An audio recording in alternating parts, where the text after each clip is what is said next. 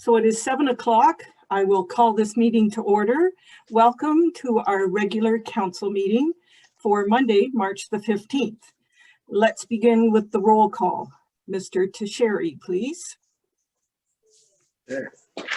Mayor Patterson. Present. Deputy Mayor Hicks. Here. Councillor Dickard. Present. Councillor Fitzsimmons. Present. Councillor Fleet. Present. Councillor Hawking. Present. And Councillor Cable. Present. All here and accounted for. Thank you. Good evening, council, staff, guests, the viewing public, and the media. Council, does anyone have a disclosure of pecuniary interest or a conflict of interest? Councillor Cable. Thank you, Your Worship. I'd like to make a disclosure for item 10.2, the grants to organizations, as my partner is a director for Bruce Gray Mentorship, which has made an application for funding. Thank you for that. And if conflict should arise during the meeting, you may declare it then. So moving on with our agenda, we do not have any additions or deletions to the agenda. So we'll move on to 4, which is our public meeting under the Planning Act. And this is a public meeting to consider the following application: official plan amendment file number LOPA number 3, which is local official plan amendment number 3. And I'll ask the clerk for the method of notice of the meeting and the date of that notice, please. Okay, so the public meeting was advertised in the Post and mailed to all commenting agencies on February 18th, 2021, in accordance with Section 17 of the Planning Act. The amendment was reviewed by the Planning Advisory Committee on March 9th, and the matter was deferred to their April 13th meeting. Comments were received from Saugeen Valley Conservation Authority, Grey County Planning and Development Department, and Mr. Henry Lancic. Thank you. And now I'll ask our Director of Development, Mr. Tedford, to give an overview of the application. Thank you, Your Worship. Yes, report PB 0421 is a report with regards to the official plan amendment number 3. The background on this one is that subsequent to provincial amalgamation, which happened in 2000, the town of Hanover boundaries were expanded to include an additional 925 acres, all from Bentic Township at that time, primarily to the north and to the south, and a small area to the east, which now has the Walmart construction on that particular property.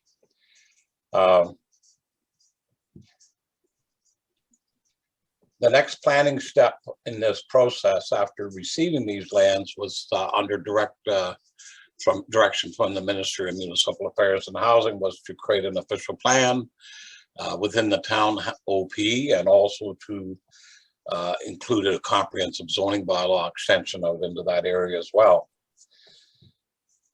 While creating the amendment, the OP, the town designated some other areas as industrial, and we ended up putting it actually into an R4H zoning, which was, or not R4, M2, I think, industrial. The M2 was a -H for a holding zone till service, knowing that we had very little services out in this annexed area. We also did the existing residential, existing commercial, such as where the Habitat for Humanity is right now. That was another commercial at that time. So we did zone anything that was existing at that time, and we did create an official plan to recognize those uses. However, there was a lot of other lands that were included within 4 new special policy areas, and they were also designated with the appropriate zoning to allow the limited development that could proceed on these lands, which were largely unserviced. November 2019, Watson and Associates Economists Limited completed phase 1 of the Town of Hanover's local growth management strategy. It was a scoped comprehensive review.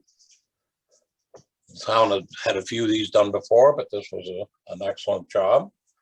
The report from Watson clearly indicated that Hanover would run out of designated residential, commercial, and employment lands within 25 years.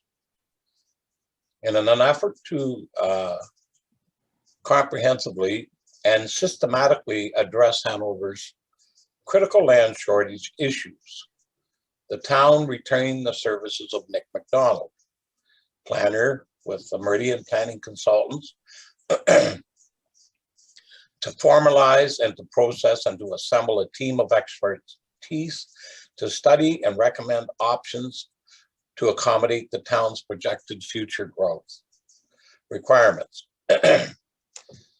The Meridian Plan or team includes GM Blue Plan Engineering for servicing Watson and Associates Economists Limited for the scoped review, Fortin Consulting Services with regards to negotiations on the additional lands, and Colville Consulting Services with regards to agriculture, and Palmer, which was the ones that did the environmental for us. It's attached to your circulation.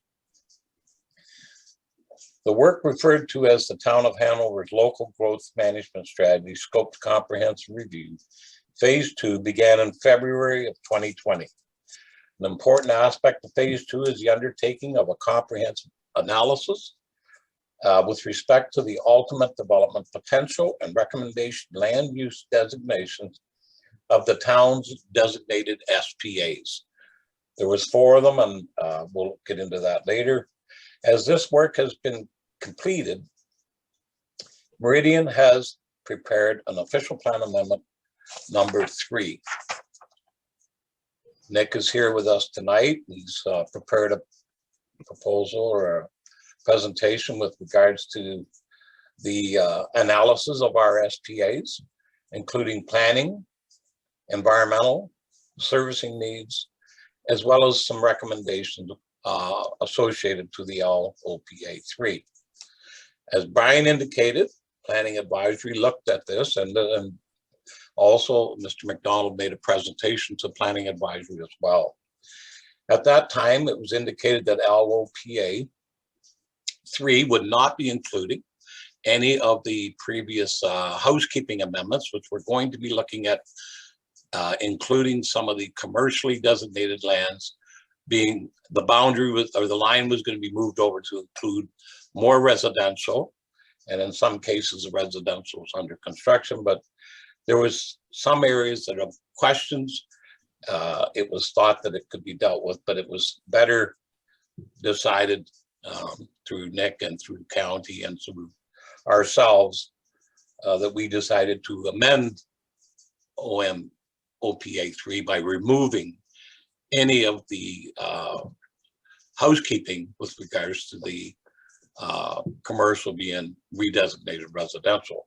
So all of those particular interest people that had that interest, I have called them, and they are aware of the fact that it'll be in a subsequent official plan amendment down the road, hopefully not too long in the distant future.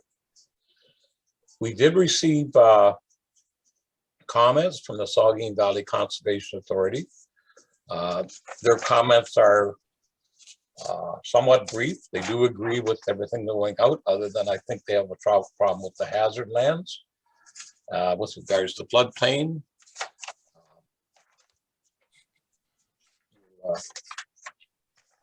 County of Gray, their comments also were keeping in line with, they're somewhat in the first part of their comments, they do recognize the fact that they understand that the housekeeping amendments have been removed and that the county was supported that particular revision to the background.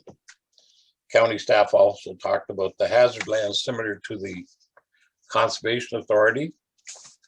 Again, their comments are pretty well will line up with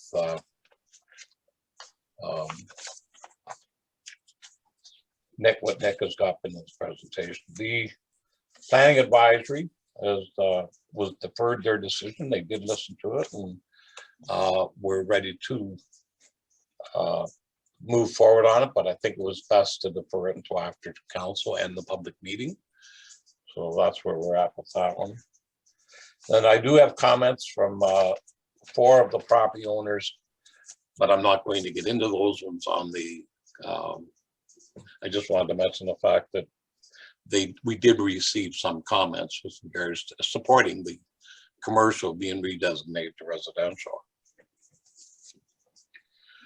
Other than that, the financial implications are that the project costs associated with the Hanover Local Growth Management Strategy have been budgeted for and are within our current 2021 budget. And at this time, I'd like to ask Nick or introduce Nick to council. I think everybody's met him, but Nick, if you'd like to run through your OPA 3 and if there's any questions between yourself and Brian and myself, we'll try and answer council's questions. Thank you, Your Worship. Okay. Welcome, Nick. Oh, thank you very much for having me this evening, Mayor Patterson. So Mr. Tedford has gone through some of what I was planning on presenting, but I've got some maps to go with that. So that will, I'm sure, be of assistance. Next slide, Vicki. Thank you. As Mr. Tedford indicated, the areas being dealt with by the official plan amendment that is the subject of the public meeting tonight were amalgamated or annexed into Hanover in 2000. At that time, there was a significant amount of restructuring occurring across the province. Grey County was no different. However, instead of Hanover being amalgamated with surrounding townships, as was the case in many other locations, it was decided instead to add lands in from the north, east, and the south. The total amount of land added was about 925 acres.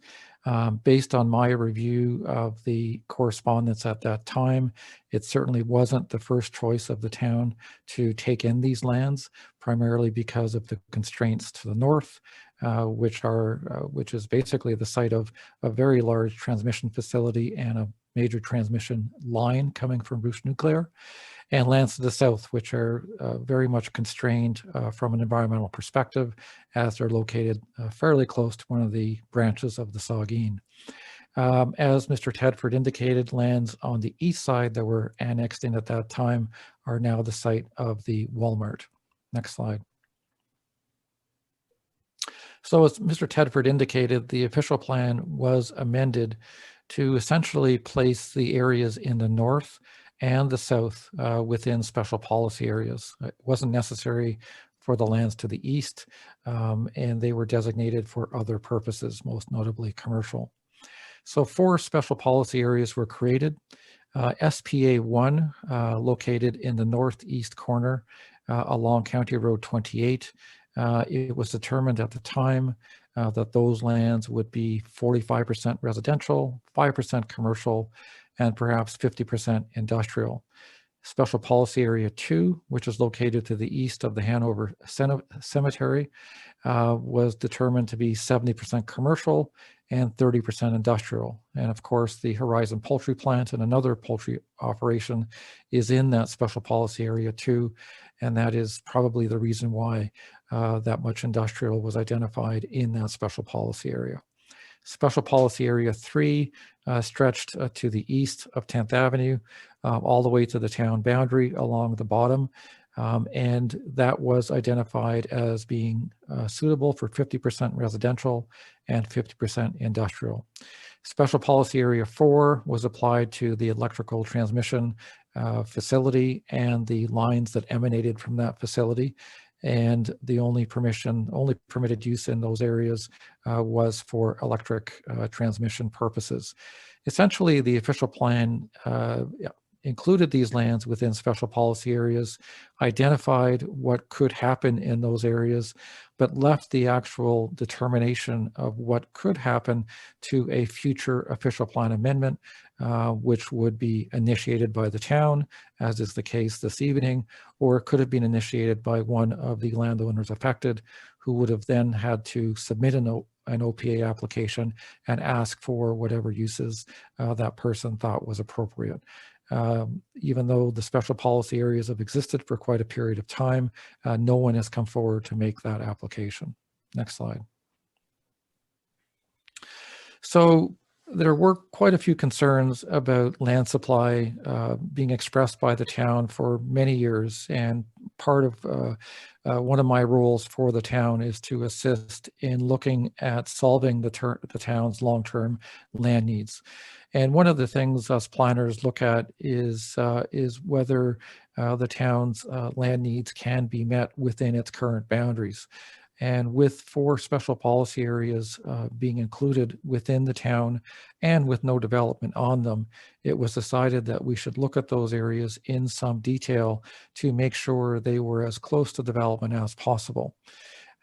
So we went through a very comprehensive process involving a review of environmental constraints and servicing constraints. The map on this particular slide shows how each of the special policy areas was reviewed from an environmental perspective, and determinations were made on where the boundaries of those environmental features were. We thought that was important early on, if only to understand how much developable area was left over for development in the end. Boundaries of constraint areas south and east of the Hanover Cemetery were also looked at, and certainly boundaries of the constraint areas in Special Policy Area 3 along the bottom and east of the 10th Avenue were also looked at in some detail. Next slide. So after that work was done and we had a very good handle on what was left in terms of developable land, we then looked at each of the special policy areas to determine what types of land uses were appropriate in each. So for Special Policy Area 1, which is shown in blue on the map at the corner of where the county road bends, we propose that to be residential. There's about 14 hectares of land in that area. It's certainly separated by the watercourse from the industrial lands to the west, and we felt it was best suited for residential purposes. The western portion of Special Policy Area 1, the area shown in orange, is proposed to be designated industrial. And that, when combined with the industrial lands to the south of the hydro line, adds up to about 83 hectares of land. And we felt that area was appropriate for industrial because, again, it was separated from residential areas to the east, and certainly there would be no land use conflicts with the electrical transmission facilities to the west. And certainly that provides for a very large, from a Hanover's perspective, industrial area on which some additional planning should occur going forward. So with the electrical utility lands, we've decided, we've recommended that they be designated electric utilities. There's a long story behind that, but part of it is that when the town was going through its initial growth management processes, the province required the town to include the electrical utility lands within its land supply, which really hamstrung the argument for additional land. We all knew, and I wasn't there at the time, but I'm sure everyone knew the lands were not developable. However, the province and the county certainly made that point very clear. I certainly don't want to see that happen again. So creating an electrical utility designation and making it clear that only those types of uses are permitted is certainly one way of solving that problem going forward. Next slide.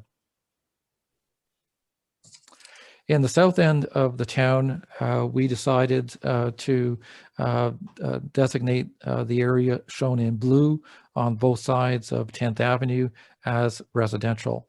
You'll see a small area in the middle of the area west of 10th Avenue that's shown in yellow on this map.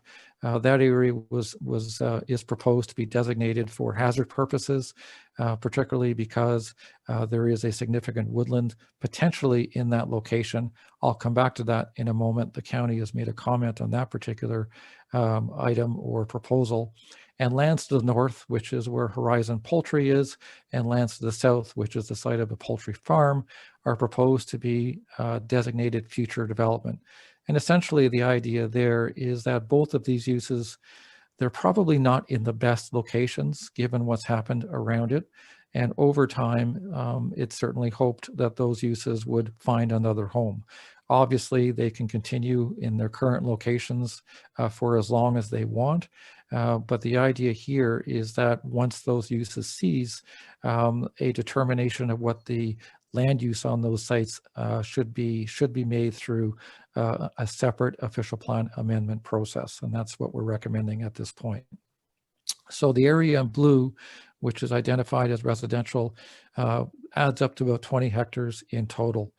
The remaining lands in the southern part of the town in Special Policy Area 3 is proposed to be designated hazard lands. Those are the lands generally shown in yellowish orange on this map. And those lines have been agreed to by the Conservation Authority. Should be noted that there is quite a significant use in that area. That's the trout farm is located there, a very successful operation. They're not going anywhere soon. And certainly the area around it and the slopes around it, I think everyone would agree, is environmentally constrained. Next slide. So as I mentioned, the North Future Development Site applies to Horizon Poultry. The South Future Development Site applies to the existing poultry farm. As I mentioned, both of these uses are potentially incompatible, and therefore an official plan amendment would be required in the future to consider a change in land use. I did mention that the Conservation Authority has recommended that the poultry farm property itself and certain lands to the east of that on the east side of the 10th Avenue be included in the hazard designation because the lands are in a floodplain. And I'll come back to that in a moment. I do have a map that shows that. Next slide. In terms of servicing, GM Blue Plan has been retained, as Mr. Tedford indicated, to review servicing, and a preliminary report has been submitted. Town staff have provided comments to GM Blue Plan, and they are in the process of updating their report. In general, no issues have been identified by them in terms of providing water and sewer services to the north part of the town, and to some extent, service extensions have already been planned in this area. Extending water service to the south is really not an issue as well because of the location of the second water tower in the town. However, providing wastewater services to the south will be costly because of the low elevation of the lands and the limited amount of developable area that exists. So as a consequence, it may be cost prohibitive to extend wastewater servicing into this area. GM Blue Plan will be looking at this in some more detail, and I'm hoping that there will be further information on this in their final report for the town to consider. Next slide. In terms of agency comments, the county made a couple of comments. Firstly, they're relying upon the Conservation Authority for their review of the hazard boundaries, and that makes sense. Secondly, they question why a portion of the Gresta Stables property, which is directly to the east of the Hanover Cemetery, has been included within the hazard boundary. Those lands were identified as a potential significant woodland requiring future study. Based on this comment, we will reassess whether it should be designated hazard and whether it could be designated all residential, with the caveat being that if that landowner wishes to make an application, they'll be required to do studies in the future, and those studies will certainly look at the environmental constraints, and it may very well be that a portion of that property is constrained and would be precluded from development. So that's the direction I think I'll probably be taking with that particular comment. The county also agrees that the significant woodlands exist to the south of the Hanover Cemetery, and certainly we've included that in our mapping as well. They also support refinements to the significant woodland boundaries elsewhere as they apply to the SPA lands, and we certainly acknowledge that comment as well. Next slide. In addition, they make another comment, and this is more of a housekeeping comment than anything else, but they noted that the significant woodland layer applies to properties that have already been developed. So these are lands not that are not in the SPAs at the present time, and the example they provided was Brenly Estates. So in response, this will certainly be reviewed. I guess the layer should not be applied to areas which have already developed, and we'll certainly look at that and clean that up. County also indicates that Transportation Services has no concerns with the official plan amendment. So as I mentioned, the Conservation Authority had some concerns about 3 areas that we've reviewed. Area 1 is up in the northeast corner of the town. That's the map on the right-hand side. And they identified an area of hazard, which in other words is floodplain, that we should also ensure is designated as hazard through this amendment. In the south part of the town, they've identified the lands which are the site of the poultry farm on the west side of 10th Avenue, and the lands to the east as also being in the floodplain, and therefore these lands should be designated hazard as well. Given that we rely upon the Conservation Authority and their expertise with respect to floodplain boundaries and mapping, I don't see any choice in the matter. And of course, I'll be recommending that these lands be designated as has been recommended. Next slide. In terms of next steps, in the end, really, this official plan amendment was to ensure that all of the lands in the town were properly designated for development. And essentially, it reduced the number of steps it would take for a landowner to get to a point where development could be permitted on their lands. In looking to the future, the town may wish to consider pre-zoning the areas that we've designated as part of this process to save a further step in the development process. This is commonly done in areas that are expecting growth to save time and certainly save money on the part of the developers. However, keeping in mind that they still have to make applications for plan of subdivision and perhaps other applications as well, which allows for a full transparent public process. All comments on OPA 3 are to be considered. Of course, the county and the Conservation Authority have provided written comments. Any other comments made this evening will also be considered, and we'll be coming back in April with a final recommendation with respect to how the amendment should be modified, if at all, before being adopted by the town. Once it is adopted by Town Council, it would then go to Grey County for approval.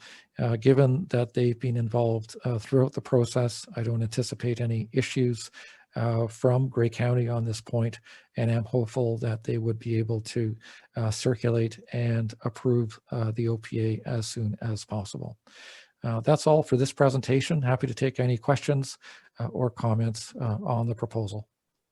Thank you, Nick. Don, you have a comment? Yes, and I have to apologize to Mr. Lansing.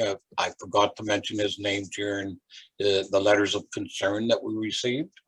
As Nick so nicely explained his property under special policy area 2 with the poultry operation. He did send a letter through after Brian and I met with him, indicating that he would like, number one, the designation of residential for all of his properties.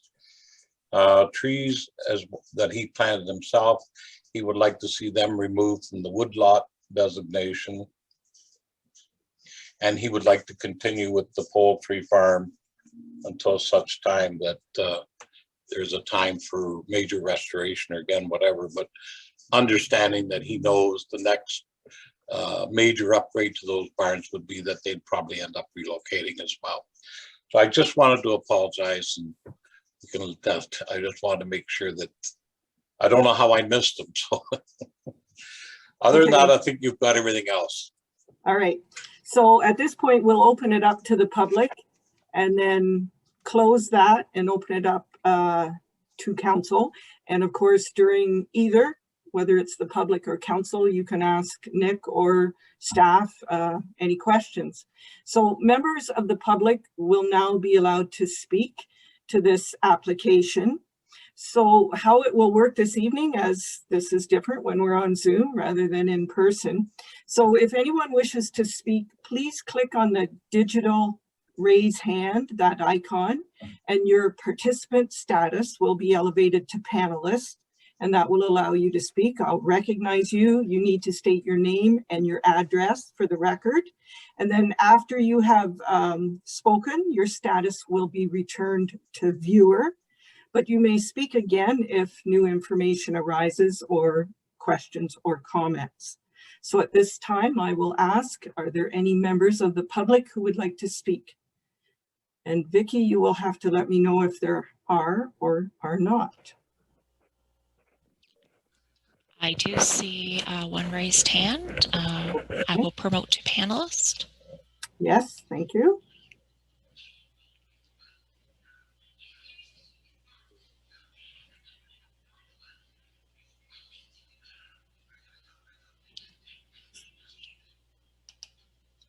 So Brian, Mr. Whaling, I see your name on the screen. Please state your name and your address for the record. Yes, I'm Brian Whaling, and I live at 633 17th Street, Crescent here in Hanover, Ontario. Thank you. And your comments or questions? Yeah, I have a few comments and concerns about the SP3, which would be the land to the south of the development that I've done in the town of Hanover, just off of 2nd Street, the Whaling subdivision or Country Meadow Estate subdivision. My concerns is with considering that for an official plan amendment, that taking it from future development and wetlands to the piece of land that they're talking along County Road 10 and immediately to the south of my development on that great big steep hill. Years ago in 1992, when my father and I bought that property, we looked at the development in that area as well. And we actually had a road extension from 13th Avenue, the existing 13th Avenue, along the westerly boundary line, and 13th Avenue went right down to that property that we're talking about, which I sold off years ago. And that 52 acres of land at that time, between the county and the town, and myself and my father, we all made the informed decision that that land is not very economically viable to service, very, very wet lowlands, very hard to get access to County Road 10 because of the hill. And by the time we get to the bottom of the hill with a driveway out, almost impossible to get something there, but now you're on the hazard zone areas to exit out onto the County Road 10. So my biggest concern is still a builder in the community in the town of Hanover. And with the demand we've got for housing, if we put an official plan designation that this land should be used for residential development in the near future, with the pumping stations and everything involved to service that chunk of land, and just how do we get out of there right now? We either go out to County Road 10 or we go through the industrial park now to exit that new development area. You can't come up through my subdivision because we closed that road off years ago. And there's actually, Dr. Wally built his house on top of it. That was where we had the exit going into that field, because back in 1992 and in 1998, we removed it. The point was it's non-developable. And here we are 25 years later and thinking about designating that for residential, but I think it would really adversely affect other areas in the community that are ready to be developed, more feasible because now wetlands and everything. As a builder's point of view, I would never, ever build a home in that lower part of that subdivision, with that area. It's just too wet, risk is too high in the hazard zone. And for density residential, that's not the spot for it. I really think that in the next 10 to 15 years, I personally don't see that being a viable piece of property for our community to develop. And my concern is if we designate the 20 hectares, or I'm old school, 52 acres when I sold that property off. I know it isn't all designated as residential, but the 20 hectares of land is going to take away developable land in other areas, and I'm assuming more in the north and to the east, where we are right now. I think that would be a better designation than to put it on here. I think this land should stay as hazard in future development. And I don't see it being readily available in the next 10, 15 years to be developed. And with the broiler farm to the west, Mr. Lansing has a great operation there and a fairly new operation. I don't see that changing anytime in the next 10 or 12 years. And that certainly is a big deterrent against high density residential right across the street from it. So my biggest concern is, I'm not as young as I used to be, but I still like to hang around for the 10 years or so and develop some more land and build more houses. I just feel it's going to really adversely affect our community if we designate this land and not other properties. And I don't think there's much need for too much industrial land or commercial land, as when I first got involved in this in 1978, there was every piece of property, and New Orleans has developed 6 different subdivisions in this community. Every piece of property that we touched was designated industrial. And since I was 17 years old, and I'm going to be 60 next month, we had to take every piece of industrial land that was designated under official plan that cost hundreds of thousands of dollars to change, because the official plan designated certain areas that wasn't meant for development, and change it into residential. And the time has proven that we were right. There was little demand for industrial up here, but all the properties that we touched in other areas in the town that was designated industrial and changed have now been developed to residential. So my biggest concern is, as a builder and developer in our community, is if this OP amendment goes through to designate that area, we're designating too much residential land in an area that can't be readily developed. And it's going to adversely affect us when we try to get other lands approved, because it will come back to haunt us by saying, and I've been directly involved in this, you have, town of Hanover has land designated for residential, and the developers are going to come back and say, yeah, but we're not developing that. It just doesn't make sense. So that was just some of my concerns and comments. And after the last 25 years, I can stand here and say, I was directly involved with part of that development to the south, the SPA3, the land is south of our subdivision. And 25 years ago, we said, this isn't going to be readily developed, nor is it going to be viable to do so. And here we are again. I'm just warning, if we do it again, we're right back to where I was back in 1992, 1995, looking at the same scenario. So that's just my concern. I'm just really concerned that we're going to designate land and make it very difficult for the developers, because once we put the residential designation on, we're stating a very strong claim that that's what we want to proceed. And I think that's a serious mistake in that area, across from the broiler farm, with the land, how low it is on a hazard zone, that steep hill. There's so many variables against this. It just isn't viable. It won't happen. And even if we designate it, all it's going to do is tie up our community. So that's just my concerns. Maybe I'm wrong, but I think fairly strongly that if there's better land designated for residential, and if we're going to expand Hanover's official plan, let's do it in an area that can be readily developed. And I think this land should stay as future development. Thank you, Mr. Whaling. Nick, I'll ask you if you're welcome to comment or not. Oh, thank you very much, Mayor Patterson. Thank you very much, Mr. Whaling, for your comments as well. Your comments are all excellent. These lands are not the best lands, certainly for development. And after the recommendations being made by the Conservation Authority are factored in, we'll end up with maybe 10 hectares or about 24 acres of land on the east side of 10th Avenue. That's not within that wooded area, and it's not with and is also not within the floodplain. I recognize the lands are sloped. I recognize there are entrance challenges, but we have to pick a designation. We have to pick something. And in thinking about it, industrial didn't make sense to me in terms of its location next to a subdivision, residential subdivision. It's not an industrial part of town, even though there is an industrial area to the east. So that really didn't make sense. Calling it commercial didn't make sense either, because that's not where the commercial areas in town are. That's not where people gravitate to. So all we have left is residential. And while it may not be suited for perhaps a low density subdivision, it may be more feasible to do something of a high density nature that doesn't occupy as much land, such as a townhouse development or perhaps a low rise apartment building, where you could get some economies of scale.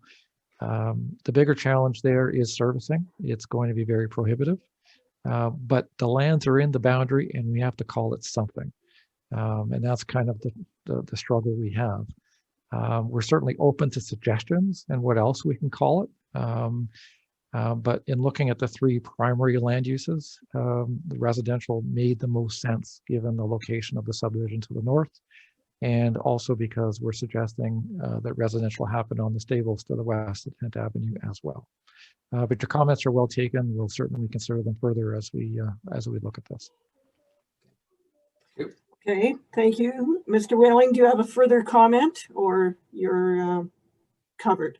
You know, if I could just say one more thing. Yes. If we're looking for a designation on that land, even with density residential, and I'm thinking because of the slope, it's the only area that could be developed. And even with condos or some other type of unit in their multi-residential townhomes or whatever, the broiler farm is still a big issue. And I hear that hear you when you say you have to designate it as something, but shouldn't we then maybe take a look at, it's more of a gradual and proper extension of our town's industrial park and business park than it is that residential subdivision to the north. That's my concern. And I could see that as a nice business park or a bit of warehousing, such as that Mr. Ebert has at the east end of Hanover. That butts residential. There's no conflict there. There's no manufacturing going on there, Edgewater, I believe it's called, or it's something like that. But something like that would be, to me, more appropriate. And then if we have to exit to the industrial park up the 2nd Street, we're not having residential customers go into the town's business park and industrial park or out on the county road. And I could see a designate, would I have any beefs to, and even with, I'm sure the homeowners wouldn't up there, with a business park down below with certain restrictions. I don't think we want big manufacturing blowing out smoke there.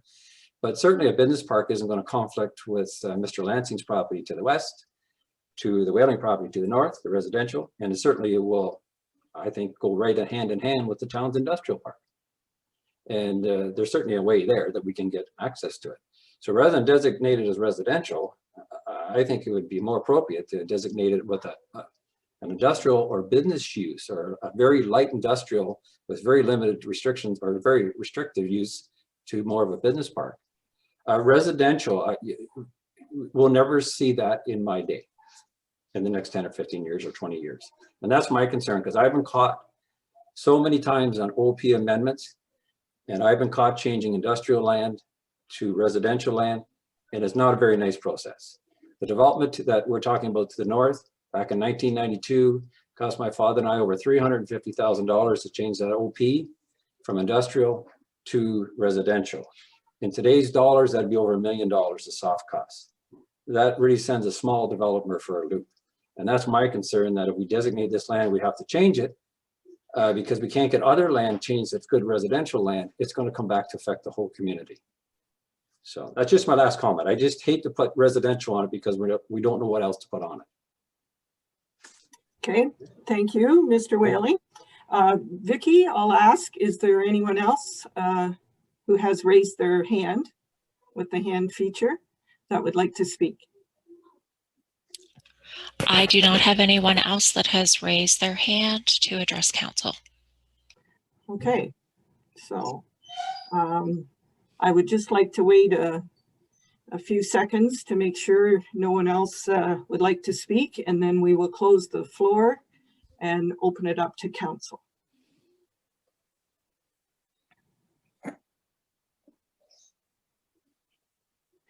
Okay, the floor is now closed to the public and open to council and staff for discussion. So we were looking at Mr. Tedford's report, which is PB 04-21, and I need a mover and seconder to put this on the floor before discussion starts with council and staff. I have Councillor Fitzsimmons and Councillor Hawking. Okay, so Dawn, we have your report, which you reviewed, and I will ask council if they have questions or comments regarding this official plan amendment. Councillor Hawking. Thank you, Your Worship. This question is to Nick. As you're aware, we are in looking at expanding our boundaries. and we have to justify the amount of residential land that we have available. If we designate unusable land as residential because we've got no other designation that's applicable, how will that impact when we make our case to say we're short of residential land? Could they say to us, oh, but you got, I think you indicated 24 hectares down in land that is hazard? Well, I don't know what that part is, but I'm just taking what Brian has said tonight.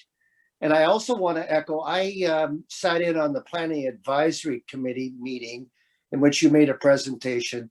And the same point was made there by longstanding Hanoverians who also, they're not developers, but they indicated that they were opposed to this issue. And my third point is, and I wish we could get that information, the cost of wastewater that I believe it's Blue Company that you said is going to do an analysis, because the cost could be prohibitive that nobody will develop it. Anyway, those are my comments, and if you want to reply, so be it. Nick? Certainly, Councillor Hawking. Those are good comments. And it's not like we looked at all three designations and picked one that was the best suited. I looked at it from a perspective of where your other industrial lands are, and there will be a focus going north where there is servicing. And in looking at this area, it seemed kind of remote. Your points are well taken, and I guess in answer to your basic question, anything we designate gets counted one way or another. So if we're making a case later on for whatever type of land use, we have to count what we already have in our boundaries. So in a case like this, because there already is quite a bit of industrial land in the town, there is a need for more, no question about that. But it may make some sense to actually call these lands industrial. I'd have to think about access. I'd have to think about servicing here as well. If it's going to be cost prohibitive for residential, it'll be as cost prohibitive for industrial. But maybe there's something that could be done through the existing industrial subdivision. I don't know. So we'll certainly take a look at that, but you're right. We have to count everything. It's just the way it is. And that's why we're taking the electrical utility lands off the table, to make sure those don't get counted, because they were once before, and that was a huge problem. So we'll take a look at that, Councillor. Those are good comments. Thank you. Thank you. Councillor Fleet and then Councillor Cable. Thank you, Your Worship. I agree with Brian on some of his points there. My biggest concern is servicing that land, and I just wonder what the cost going to be to put a pumping station in there and services into that area and on the side of a hill. Plus, my other concern is the poultry farm across the street. Those are all concerns of mine, and I just don't think it fits residential, and that's how I feel. Thank you. Thank you. Councillor Cable? Thank you, Your Worship. I have to agree with my colleagues here, Mr. Whaling. I think my concern is that if we're designating this as residential and then it's getting included into our numbers, I'm worried that we're going to need the residential land to be purposeful. And so I guess if I was looking back at our report from January 18th, we're not really showing that we need a lot of residential land going to 2046, but there's definitely a need for that industrial component. That's the I guess the area that we need the most, right? 46 hectares out to 2046. So I think if that's an area that we could viably make into industrial land, then that may be a good fit. Okay, thank you. Any other comments? Councillor Fitzsimmons and then Deputy Mayor Hicks. Thank you, Your Worship. I do concur with many of the comments that Mr. Whaling made and that my colleagues have commented on as well. And I tend to think that a light industrial could be a very good fit for that particular properties. And as Mr. Whaling said, maybe something with no smoke and that kind of thing that creates that kind of environmental issues. But servicing for sure is a concern. There's no doubt it's going to be expensive either way, but I think light industrial makes a lot of sense here. Thank you. Deputy Mayor Hicks. Thank you, Your Worship. My understanding is that the current zoning for Special Policy Area 3 is future development. Am I correct about that? That's correct, Mr. Deputy Mayor, yes. So my question then is, what's wrong with leaving it as future development? Do we have to, are we forced to be able to call it something other than future development right now? Through you, I guess the bottom line is, no matter what we call it, we have to count it. And essentially, Right. last time around, we had to count it as part residential and part commercial, I believe part industrial. So certainly that is another option, but it doesn't change the fact that we'll have to count the land because it's still developable, even though servicing is a challenge. So that's another option for us to consider. Yeah, I think that's where I'm going with what I would suggest is leave it alone as future development. We don't need to say it's going to count whether we put it as residential, as light industrial, as commercial, as whatever. But leave it the way it is. I think time will tell. If we have to count it, we have to count it whether it's any of those things. So leave it alone as future development. And I think in time, we'll know better. Somebody's going to come along and say, you know, geez, you know, I think that I can make this work there. Or maybe it just never, ever gets developed, and that speaks for itself. Okay, well, certainly something we can consider moving forward for sure. Thank you. Councillor Dickert. Thank you, Your Worship. A while ago, there was a proposal for some expanded aquaculture down in that area. Is that nothing that you can designate land for that would allow for some development like that to take place in that area? Certainly, I think in the future development designation, if I'm not mistaken, you could do agricultural uses provided there were no livestock involved. And that's quite common in development areas where somebody plants something or does something with the land as an interim use. So no matter what we called it, that probably could still happen as long as there are no livestock. So would that would designate the land and count for it within our tally? Yeah, it still counts. We're unfortunately, planning is such a numbers game these days, and you know, there is more of a need for industrial and commercial land than there is for residential at this point. But the county is revising its numbers and is now suggesting that the town's population could increase to 12,500 by the year 2046. And you're at about 8,000 now. So you're going to need more residential land as well. So these are all factors to certainly consider moving forward. I hate to say this, but it might be a great park, but who wants to pay for that? Okay. Any other comments or questions? Okay, so it looks like we have some things to sort of complete and finish up and next steps, right? So we actually can't approve this the way it sits tonight. That's correct, Madam Mayor, and I should have mentioned that in my presentation. I would not recommend approving it this evening. There are changes being requested by the Conservation Authority relating to the hazard land, so we have to make changes to the mapping to do that. Some very good comments tonight have been made about the lands on the east side of 10th Avenue that I'd like to consider and talk to with staff. So I certainly suggest bringing this back in April for a final decision. Thank you. Mr. Teixeira? Yeah, thank you, Worship.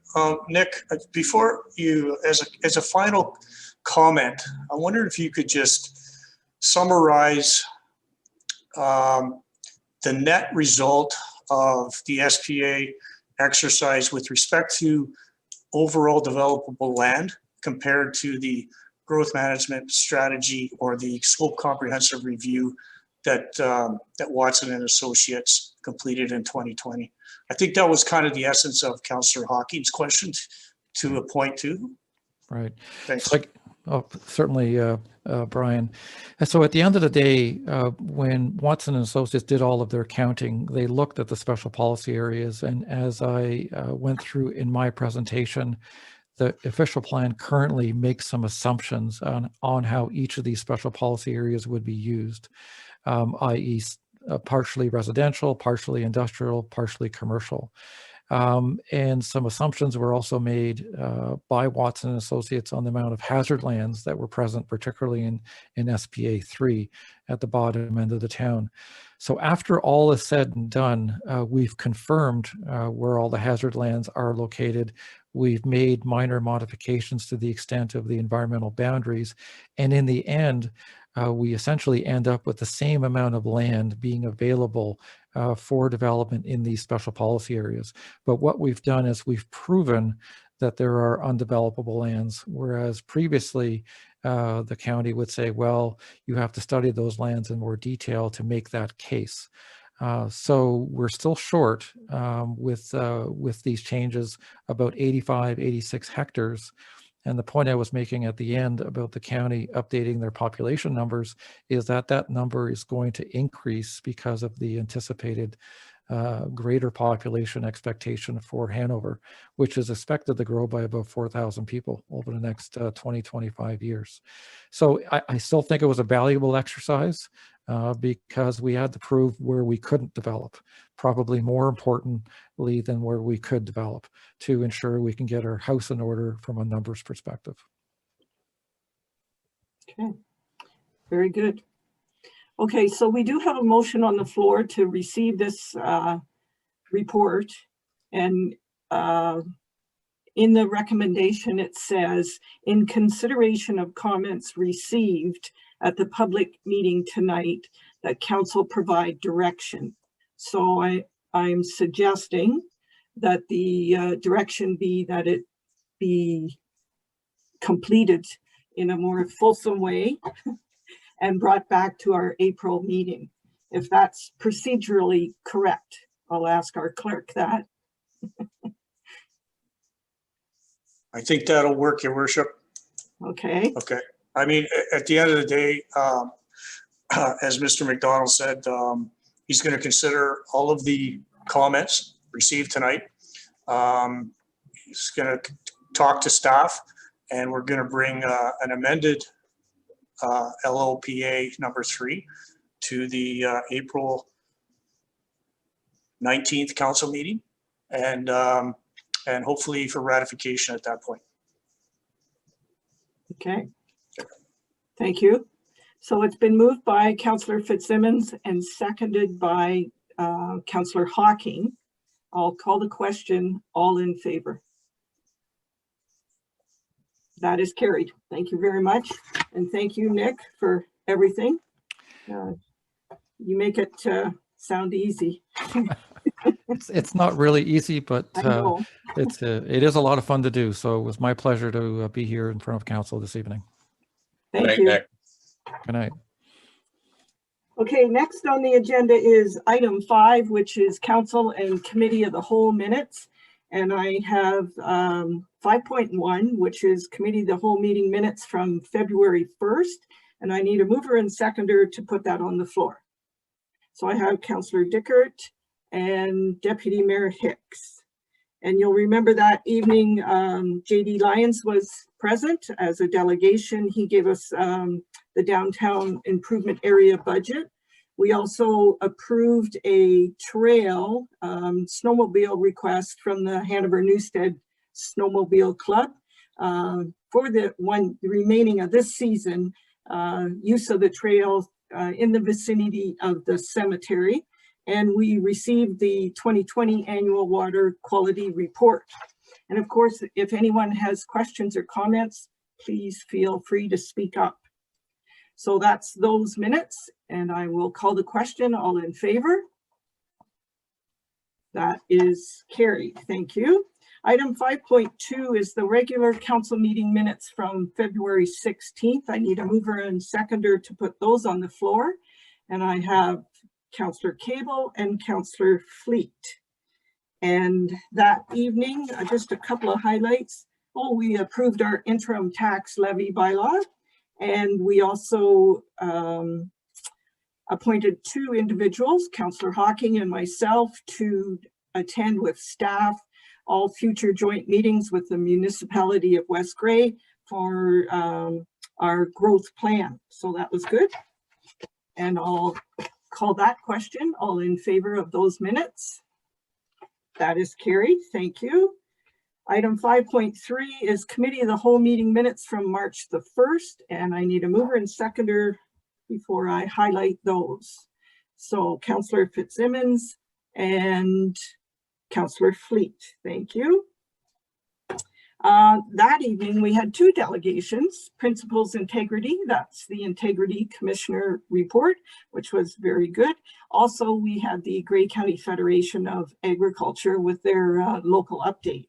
Both good presentations, and we received our 2020 drinking water system summary report and approved the tender for the reconstruction of 15th Avenue from 10th Street to 13th Street.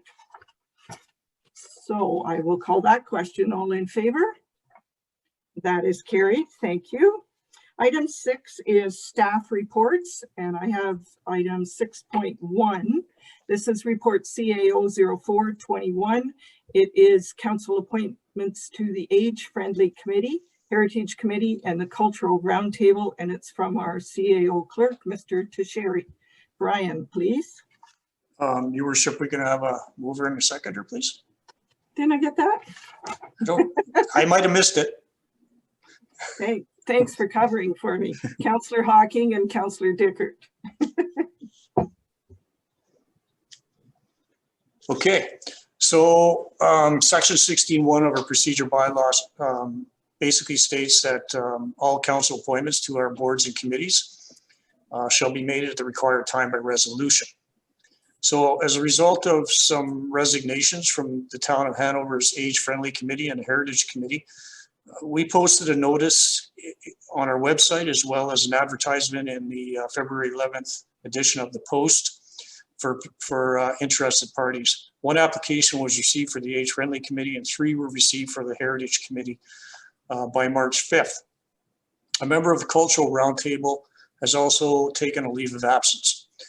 The terms of reference for this committee provides that an alternate may attend to represent the respective sector of the vacant member. In this case, it is the Community Hanover Players. So Mr. Stephen Ferguson is a member of the Players and has been recommended by the organization to represent them at the committee until appointed member returns. Mayor Patterson has reviewed the applications and is recommending that Loretta Dunn be appointed to the Age-Friendly Committee and Bill Switzer to the Heritage Committee for the remainder of the current term of council, and Stephen Ferguson to the Cultural Roundtable as the alternate representative of the Hanover Community Players. There are no financial implications associated with these appointments, and with respect to the strategic plan, it supports sustainable municipal operations. So the recommendation is that report CAO 0421, council appointments to Age-Friendly Community Committee, Heritage, Age-Friendly Committee, Heritage Committee, and Cultural Roundtable be received.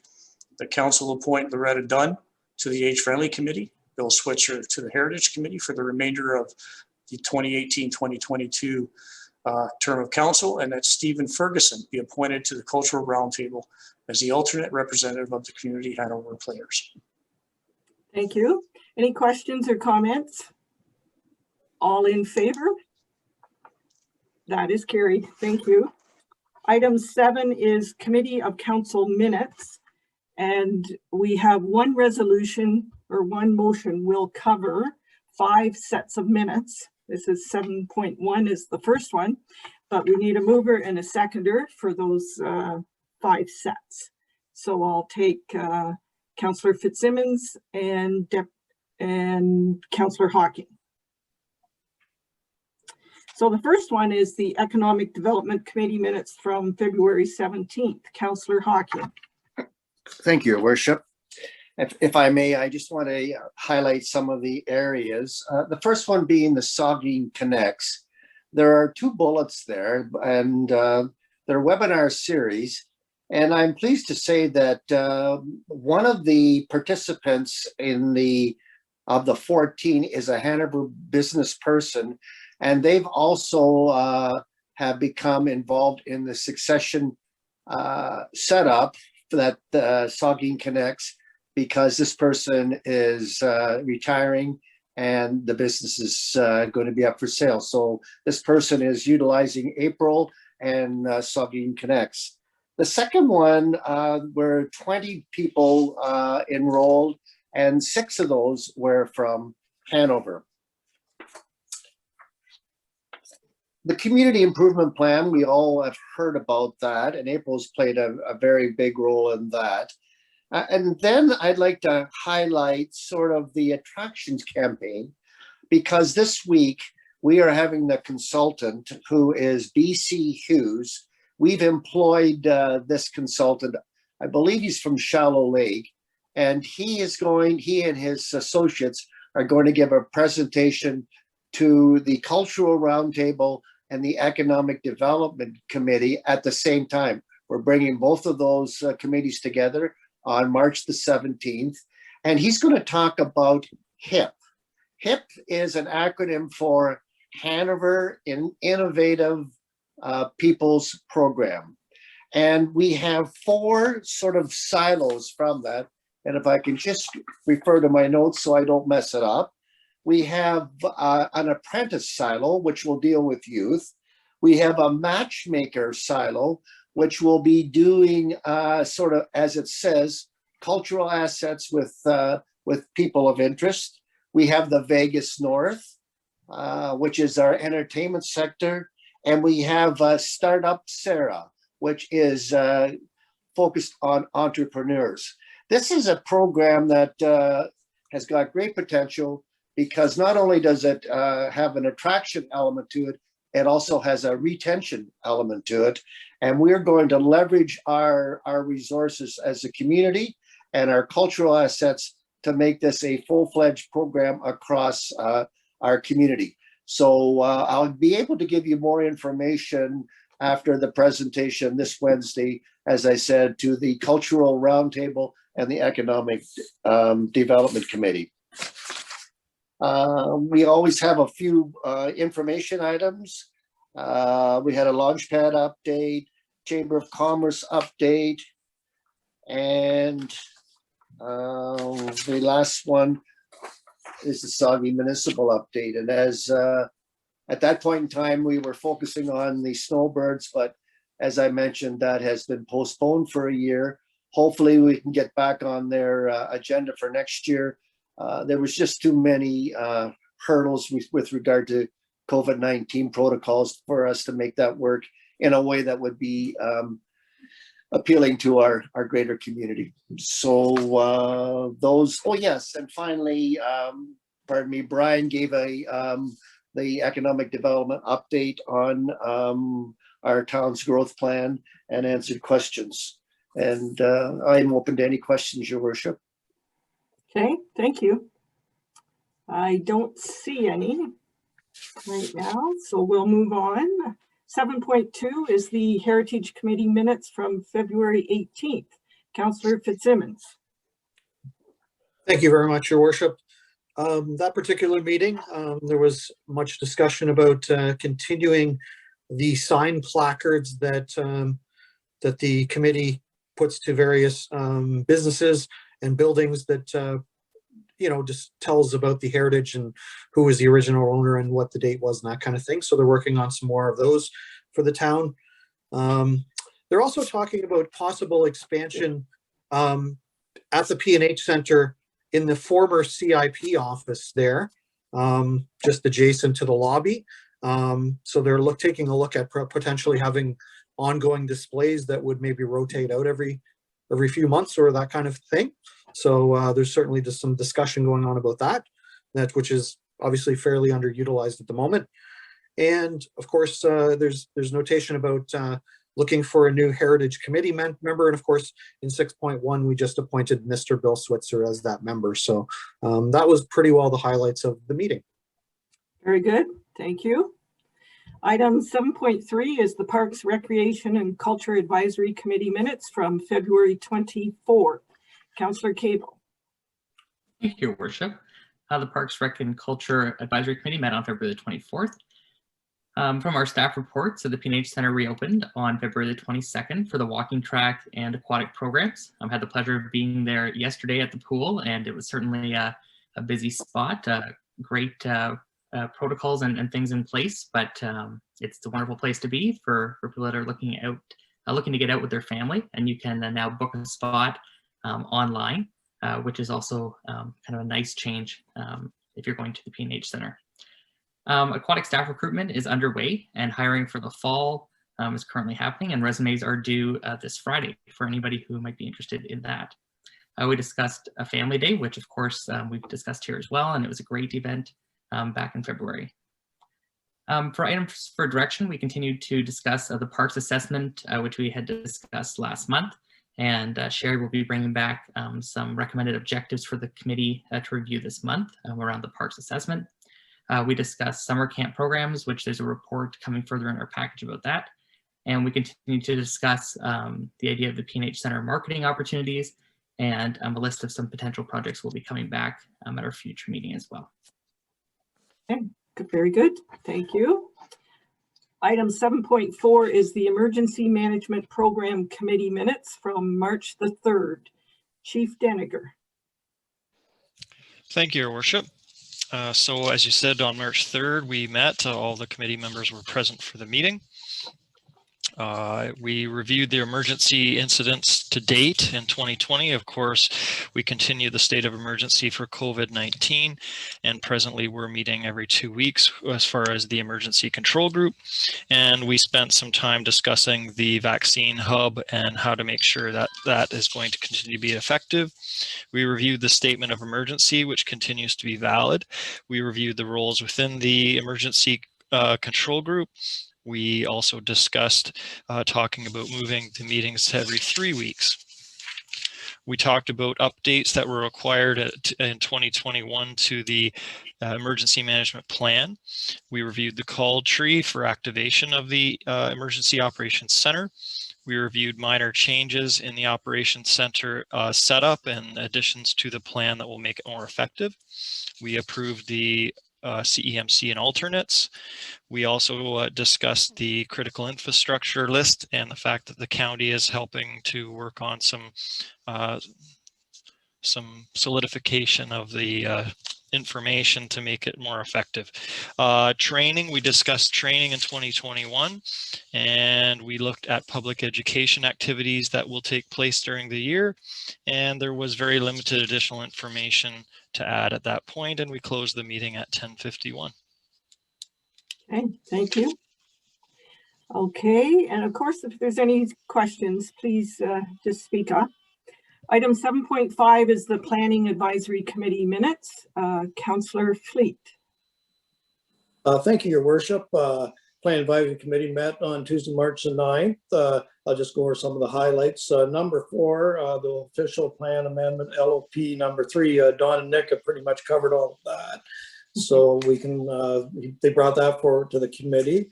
Number 6, site plan agreement for John Hoffman. This is Irv property.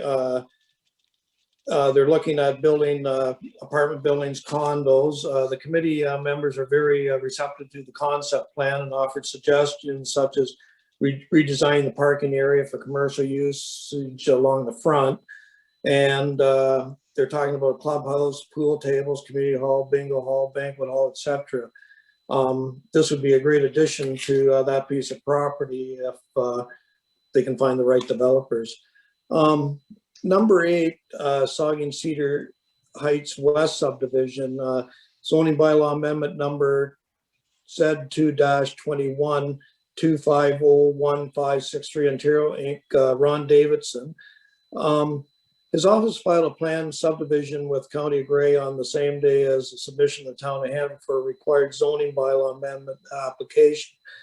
The subdivision design illustrates a new road system and consists of 124 dwellings, 31 single detached dwellings, 56 semi-detached dwellings and 37 townhouse units. Lands are currently designated residential with a portion of hazard. The plan accommodates a density target of 25 units per hectare. Number 9, minor variance application for Ian and Teresa Mills was brought to the table, and this was at 898th Avenue North, and former Township of Bentinck Committee Adjustment granted a minor variance application in 1993 for permitted for accessory building in front yard. Mr. Mills is requesting a variance to expand an existing shed and construct carport on his property. Number 10, Parkside subdivision parkland.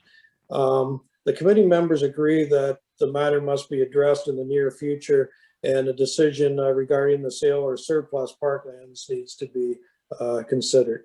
And that's all I have to report from planning. I'd take any questions. Lots going on. Thank you. Any Lots questions? going on in planning, yes. Yes. Okay, I don't see any. So that was the last set of minutes for that one motion. And this motion is to receive the information in those 5 sets of minutes that we just reviewed and highlighted, and to approve the recommendations contained in those minutes. So I will call the question. All in favor? That is carried. Thank you. Next on the agenda is number 8, bylaws. And I need a mover and seconder to put that on the floor before I ask the clerk for the intent. I have Councillor Dickert and Councillor Cable. And I will ask our clerk for the intent. Sure. Thank you. Bylaw number 3148-21 is a bylaw of the Town of Hanover to confirm the proceedings of the Council of the Corporation of the Town of Hanover at its regular meeting held on February 16th, 2021. Bylaw number 3149-21 is a bylaw to enter into a site plan control agreement between the Corporation of the Town of Hanover and 2745632 Ontario Incorporated for the development under site plan control and the town's zoning bylaw of property located at 223 10th Street in the Town of Hanover in the County of Grey. And bylaw number 3150-21 is a bylaw of the Town of Hanover to approve and authorize the transfer of certain property between the Town of Hanover and 2745632 Ontario Incorporated. Thank you. So it's been moved by Councillor Dickert, second by Councillor Cable, that bylaw numbers 3148-21 through to 3150-21 be introduced, and that they be taken as read a first, second, and third time, finally passed, signed by the mayor and the clerk, sealed with the seal of the corporation, and inserted in the bylaw book. Are there any further questions or comments? Seeing none, all in favor? That is carried. Thank you. Item 9 is correspondence requiring action. And we have 9.1. This is from Brock. It's the Township of Brock requesting that Health Canada require designated growers of cannabis to conform with local zoning and control bylaws, and to ensure that local authorities are provided with notification of any license issuance, amendments, suspensions, or reinstatements within the region. And along with this, we have a report from Mr. Tedford regarding the licensing and the enforcement. So Dawn, I'll let you speak to your report, please.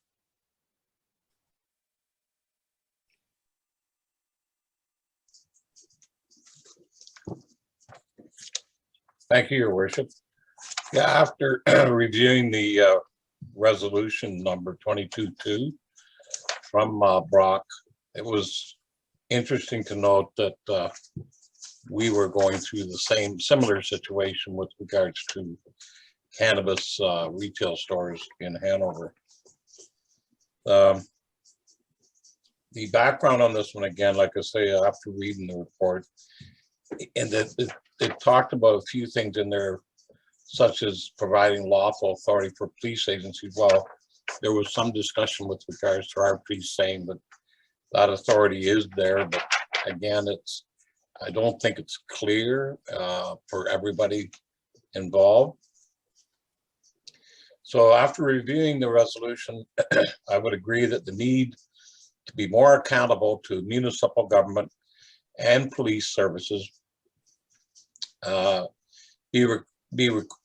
requiring a similar licensing process for cannabis that is currently utilized for alcohol, tobacco as well, those types of things that are, and the things included with the alcohol is that there's automatically a letter sent out to the clerk.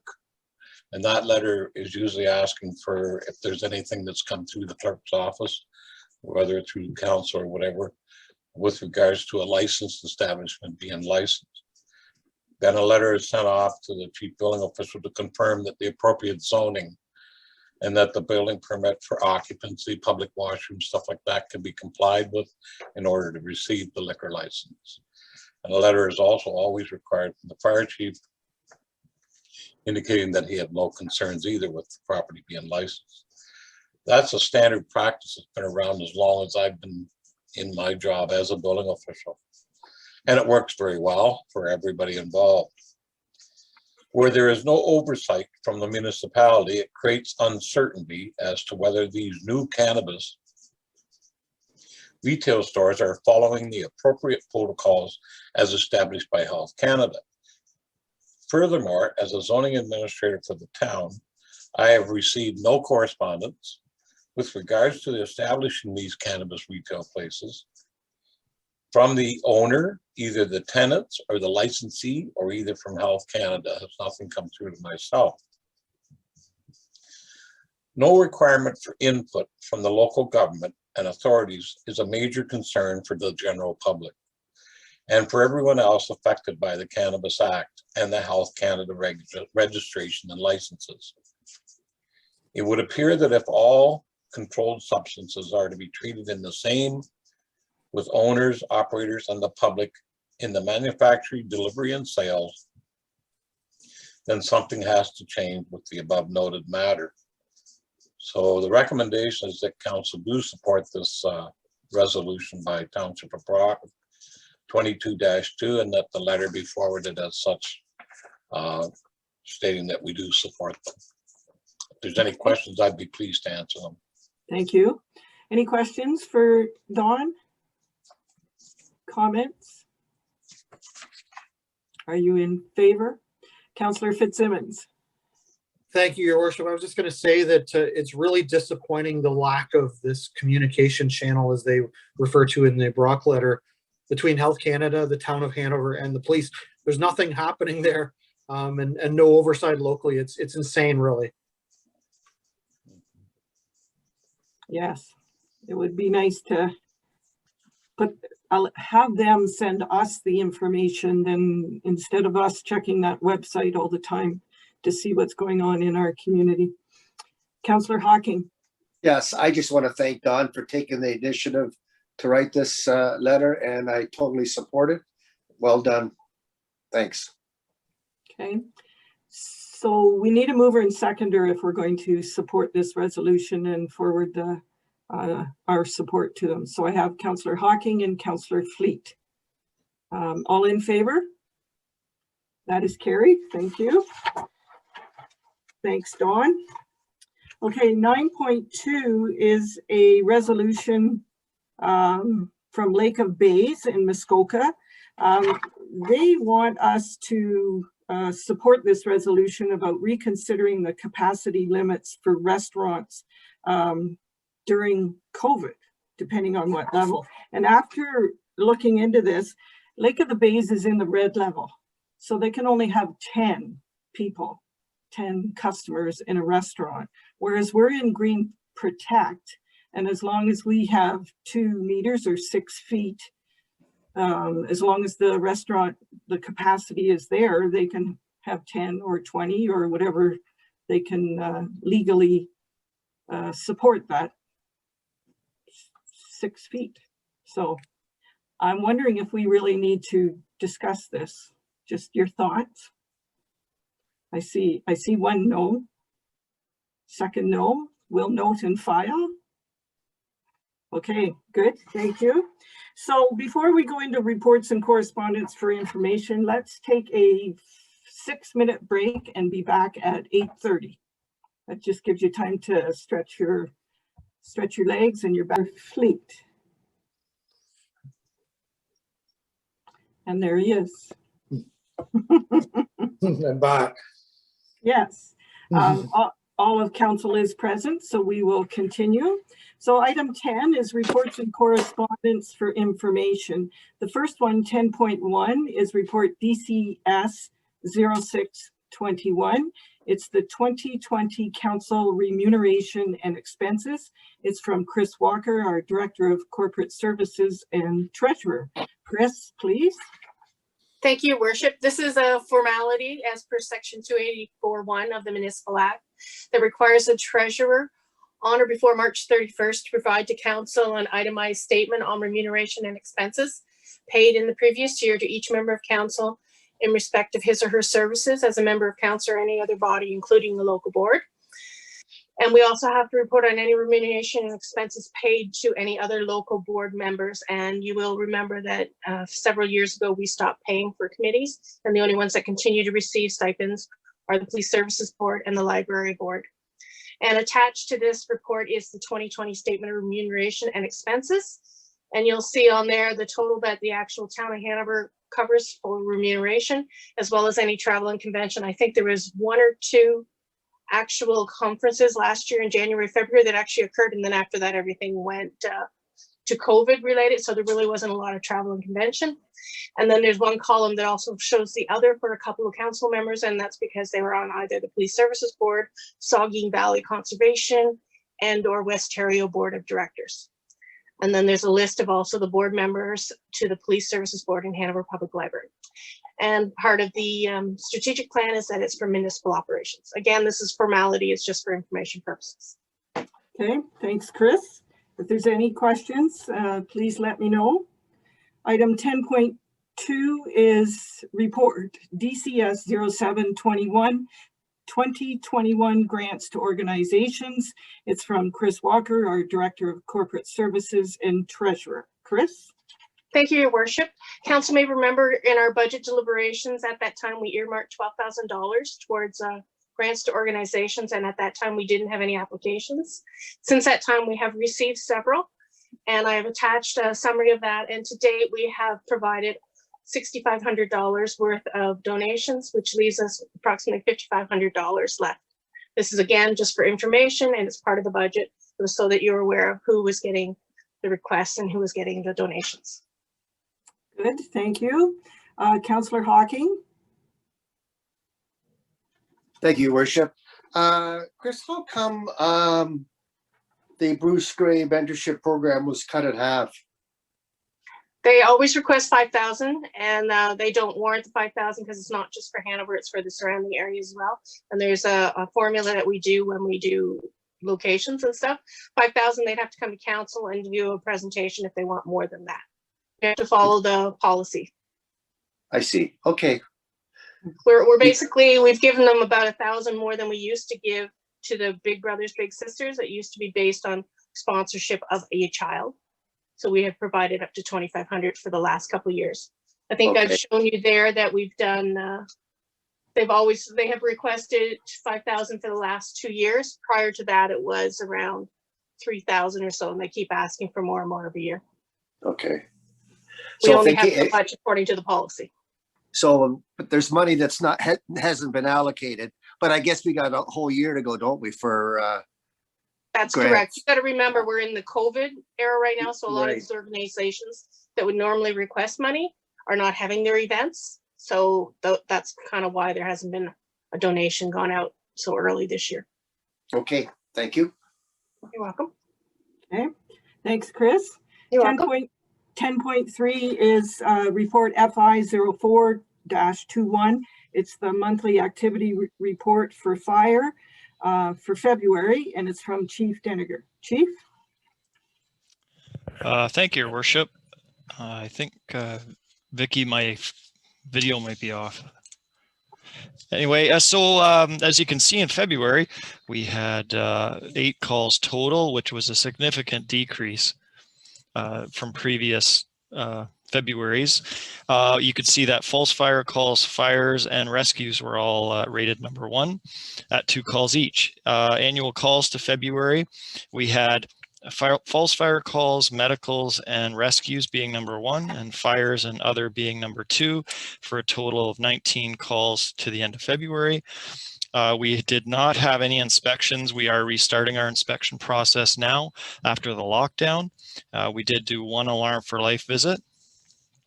And we did not do any public education, but we're hoping as things improve, we're able to get back to some of our public education activities. If there's any questions, I'd be happy to answer. Thank you, Chief. Any questions? Seeing none, we'll move on. Thank you. Item 10.4, this is PRC 02-21. The subject is Summer Camp 2021. This is an update. It's from Sherry Walden, our Director of Parks, Recreation, and Culture. Sherry, please. Thank you, Your Worship. So this report is for Council's information and to provide an update in regards to our Summer Camp 2021 operation. So just some background, the summer camp has been offered in the town of Hanover for decades, specifically our traditional summer camp program. And it's been, originally was based in Hanover Park and has had a number of names over the years, Hanover Day Camp, Summer Fun Club, to our current Camp Come On I Wanna Go, or Camp K as we shorten that to.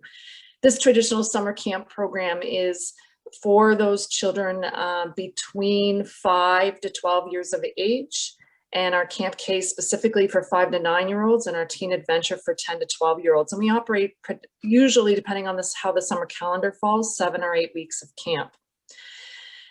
Obviously with COVID last year, we canceled all of our summer camp programs, and we've had to assess the information that we have available to us at this point in time in regards to the upcoming summer. So after considering those guidelines, and specifically the Ministry of Health's COVID-19 guidance for offering summer day camps, as well as the financial, program content, and facility considerations, we've decided that our traditional summer camp program, the Camp K and Teen Adventure, should not be offered in 2021. We will continue to offer our lineup of specialty camp programs and are considering enhancing this program with new camp options. Specifically with regards to Camp K, the Ministry of Health guidelines requires us to have cohorts of 15. And basically what that means is that we can only have groups of 15 children in a location, and they cannot interact. So for example, where our camp children would all congregate on the arena floor, they would all go swimming together, they would split into smaller groups and do smaller group activities, but traditionally they do come together and do a number of activities. Based on those 2 separate locations and the staffing required, we would struggle to have the facility, first of all, because of our vaccination hub that's set up on the arena floor. But the Lions Den is really our only space that we have that's conducive to holding a capacity of 15 participants at this point in time. We also are unable to offer Camp K within the approved 2021 budget allocation. Prior to making this decision, we did turn to our community to determine if there was interest in partnerships. We issued an expression of interest for summer camp partnerships, and it was forwarded to our 2 daycare operators, as they've been operating within the COVID protocols for some time since they opened. The Family Y responded and was appreciative of our communication and has indicated that they will, for the first time ever, offer a summer camp program here in Hanover, and that will start this upcoming summer. And they are proceeding with directly offering that program. Sandbox Daycare has traditionally operated a summer camp program, and while we've reached out a couple of times, we have not heard confirmation that they will or will not be offering that program. We assume they will, but again, that's just an assumption at this point in time. So therefore, our community will have access to traditional summer camp program opportunities. Since 1997, we have offered a very robust specialty camp program, and last year we were really excited because we had so many new and different programs to be offered only to have them canceled. But we are pleased to share that after contacting most of those instructors, that they are interested in returning for this 2021 season. The nice thing about the specialty camps is they do tie in well with that cohort, because most of them would have had a maximum of 15 to 20 anyway. So that cohort's a little more manageable. So it's our intent to continue to offer this varied and enhanced specialty camp program. And we have reached out to some new providers, and in fact have had providers coming to us that have heard of our specialty camp program and asked, are we interested in partnering? So we are exploring those as well. From a financial perspective, our specialty camps operate on a break-even or a revenue positive basis. As a result of the changes that we're recommending, including not operating Camp K and implementing specialty camps only for 2021, the projected net budget will be $36,100 versus the approved budget of $44,350. We have applied for summer funding, and we are awaiting that approval. And if we are approved, it may allow us to provide some staff support to those specialty camps where in the past we have not. And we may, in fact, offer some direct specialty camp programs ourselves, where those summer camp staff that would be hired through that funding program would offer those specific programs that would see us developing the program content, etc. And from a strategic plan perspective, it is community. It meets our community strategic development, our community strategic direction, as well as our sustainable municipal operations. I'd be happy to answer any questions that council may have. Thank you, Sherry. I see Councillor Hawking. Yes, excellent report, Sherry. I was just wondering if we had an auditorium of the size that we had in the old Coliseum, would you be able to have offered program for that you've had to cancel? Well, would that again, space allow it? Yeah, through you, your worship, the reality is the cohort of 15. So even though we maybe would have had a hall or a larger space, we still would have only been able to put 15 people in there. So right now, in that cohort that's required through the ministry guidelines, you know, we could have 15 in our Lions Den. If our lounge could hold 15, we could have 15 in there, but our lounge right now won't hold 15 with physical distancing. So we would need basically a separate space for each of those cohorts of children, and nor should those cohorts interact. So we would not be able to take them to the pool together. We would not be able to do camp-wide outdoor park visits, that type of thing. They really need to exist as a separate program in themselves for the day. Okay, thanks. Other questions, comments? Councillor Fleet? Thank you, Your Worship. Thanks, Sherry, for your report. How many of the specialty camps are you planning on running, and how many instructors will you need to run these camps? So with this, again, through you, your worship, the specialty camps really vary. We usually run, in the past, we would have run 1, maybe 2 a week. I know Laura is just working on finalizing a lot of those details now. So I would think that we will see at least 1 specialty camp, if not 2, maybe 3 per week. And again, we hire those specialty camp instructors specifically to run that camp. So for example, our TSN, our sports camp, we partner with some local high school teachers to make that happen. We've usually partnered with local dance schools to make a dance camp happen. Some of the, you know, we've partnered with Saugeen Valley to do an outdoor adventure camp. So we really contract those specialty camps based on either the agency or the people with the expertise and knowledge in those areas. We've got some really exciting drama and theater type camps. We're just trying to find a space right now for those. So stay tuned. We really are hoping to have our specialty camp lineup out in by mid-April at the latest. And as I said, we now are having partners come to us. They've heard about our specialty camp programs that we've offered. And in one example, it's a camp from Grey and Bruce County who, given our current situation, are not able to operate. because I think they're typically a residential camp, but they're looking at doing a day camp program or a specialty camp program. And when they first reached out to Laura, they were quite impressed with the model that we had and really asked if they could use our model to approach other municipalities, to which we said, sure. It only benefits those communities and the children as well. So really looking forward to what our lineup will be able to offer with COVID protocols obviously in place. Well, it sounds like it could be a win-win situation for both the municipality and whoever's coming forward to run whatever camp. So thanks, Sherry. Yeah, I would agree. You know, certainly we will be directing any parents who traditionally would send their children to Camp K, if I can say Camp K and Teen Adventure. As much as it's not labeled a child care program, it definitely was used for that objective for a number of families. And we'll be looking forward to referring those families to our community partners who are offering such programs. Sounds like lots of fun, Sherry. Makes me remember my camp leader days, Mayor Sue. Okay, Councillor Fitzsimmons. Thank you, Your Worship. Sherry, would you envision, I know it's hard to tell before it all happens, but do you think there'll be some synergies that may develop out of these that will lead to future programming that may enhance what we do with Camp K and, you know, be a sidelight kind of thing? Potentially, through you, Your Worship. We really had hoped through our expression of interest. We have some interesting thoughts on around a partnership. We just, we're not there yet. And as I said, the Family Wise kind of gone their own, they're going to directly offer a program, which they're more than capable of doing that. They've ran camp programs for a number of years. But there could be opportunity or synergy, as you've referred to, in the future, and we would welcome those conversations for sure. Thanks. Okay. All right, let's move on. Thanks, Sherry.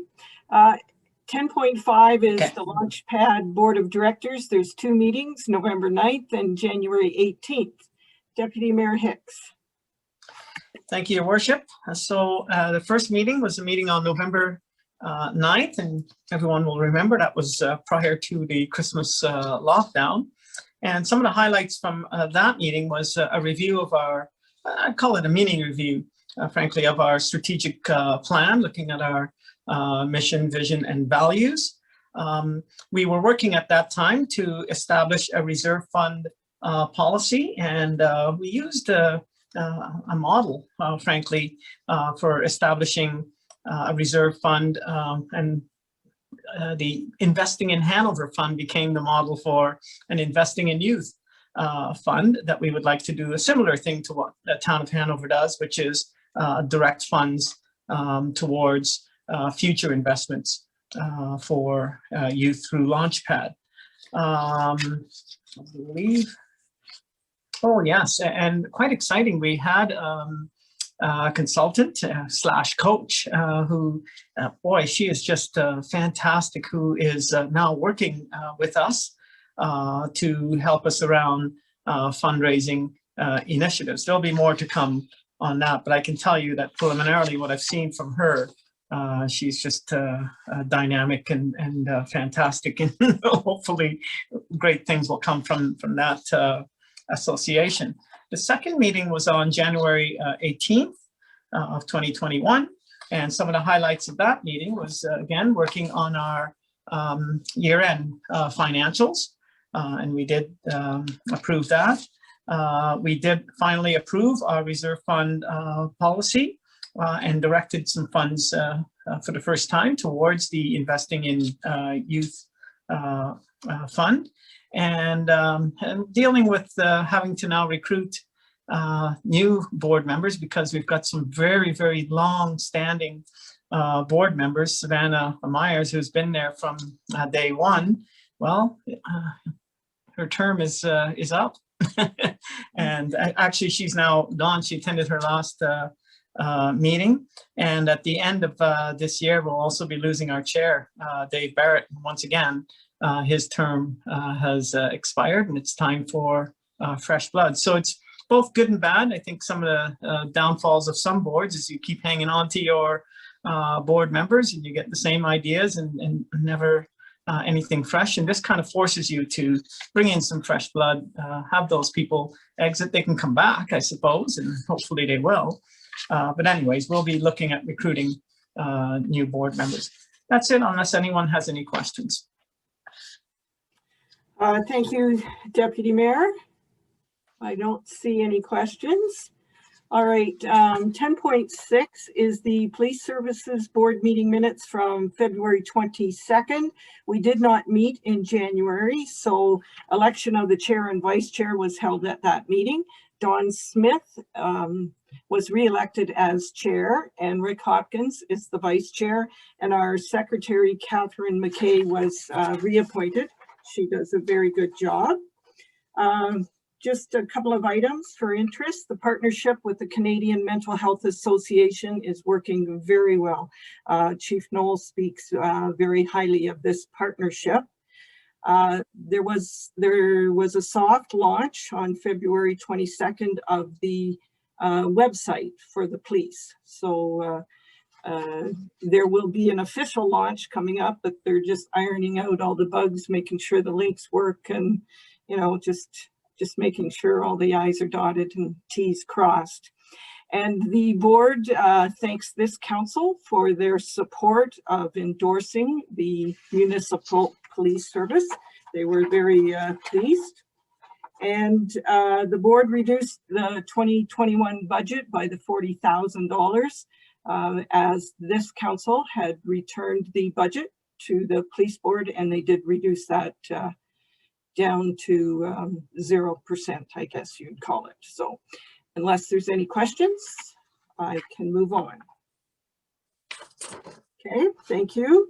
10.7 is the library board meeting minutes from February 25th. Councillor Fitzsimmons. Thank you, Your Worship.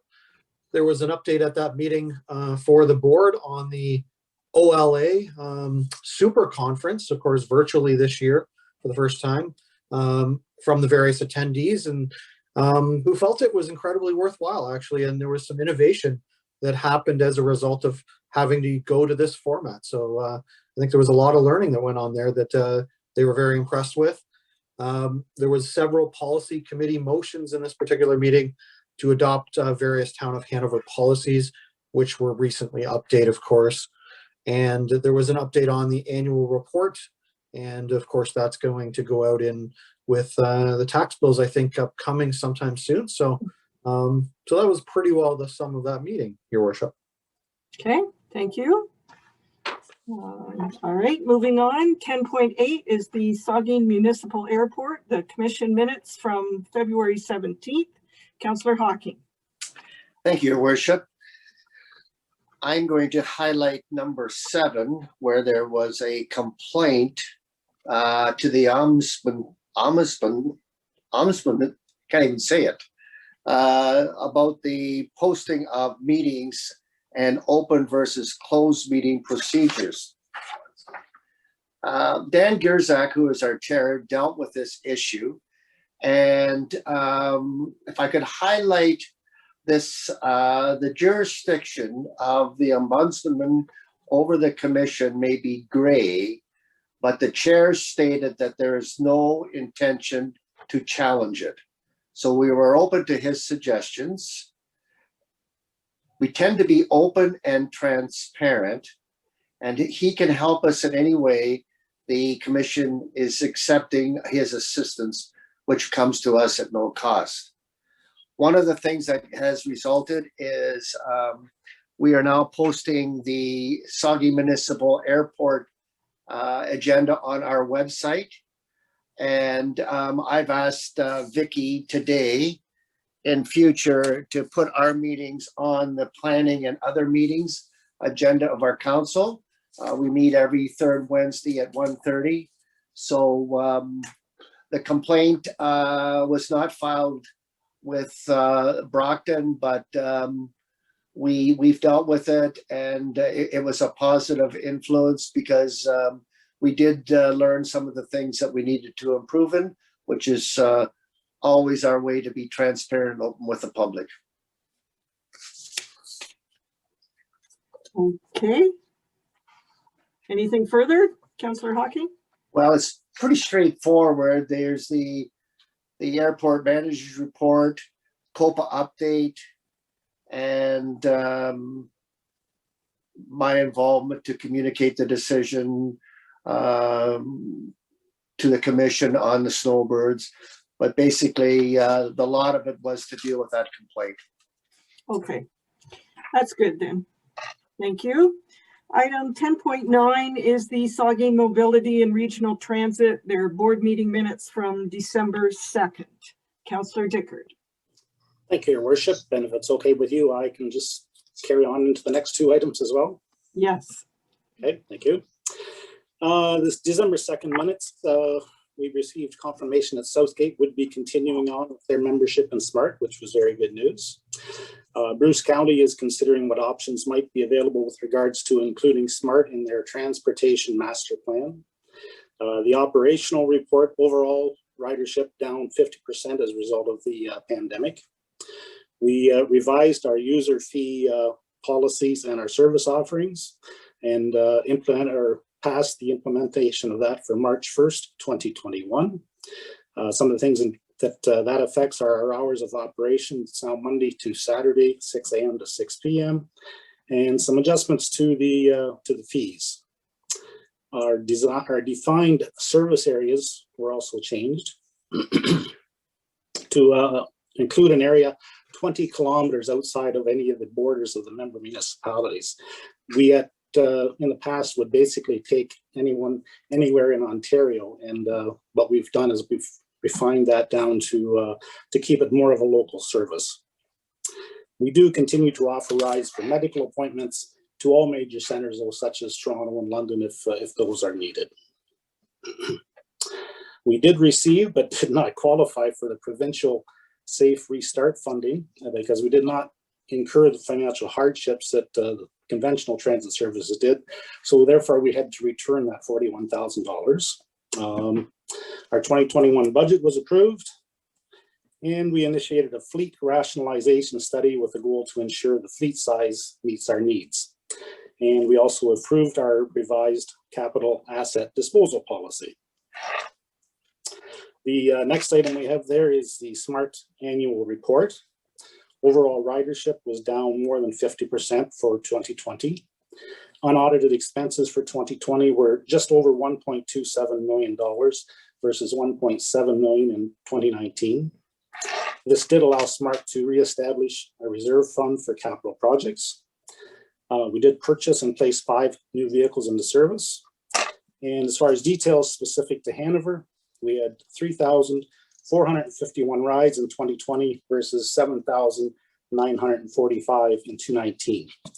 And the cost to Hanover for 2020 was $150,000. Excuse me. We also, the board decided that we would be sending letters to member counties or councils just to try and give ongoing updates as to what we're doing, trying to improve our communications and transparency. So it's basically a snapshot of what SMART was doing during 2020.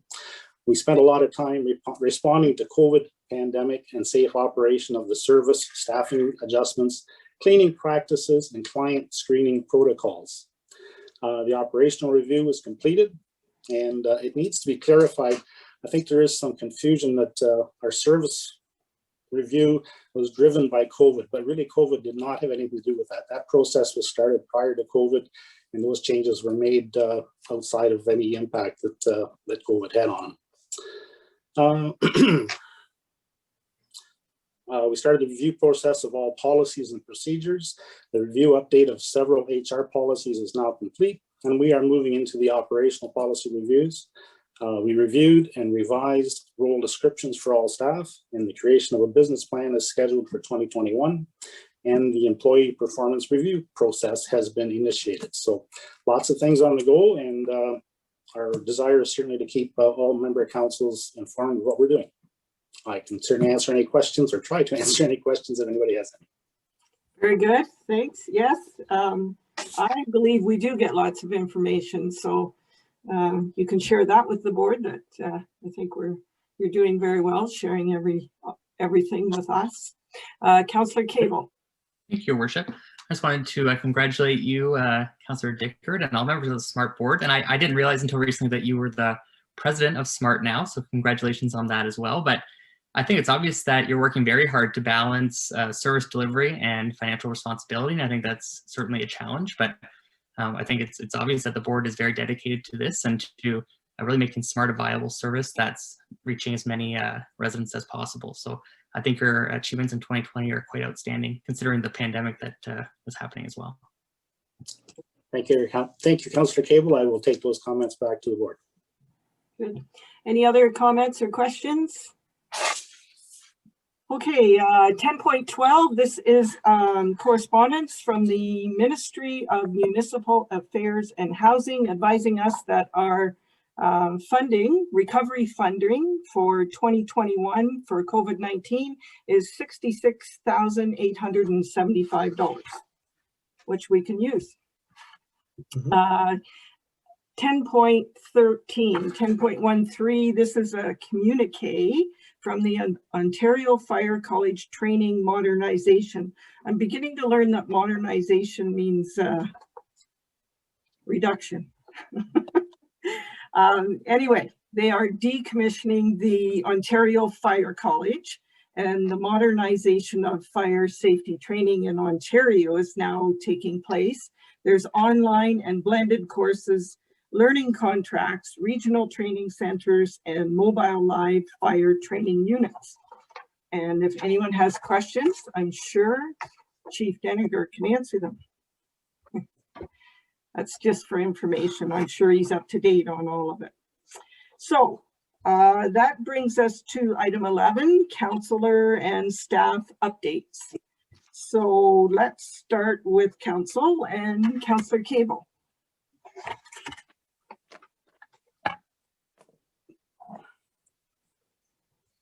Or do you want me to start with Deputy Mayor Hicks? I can do that. No, I just had to find it. Okay, got it. Thank you.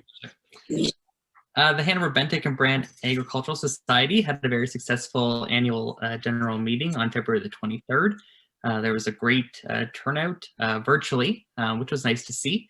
Lots to celebrate for 2020, very successful virtual fall fair, of course, and race season. So planning is certainly underway for race season 2021.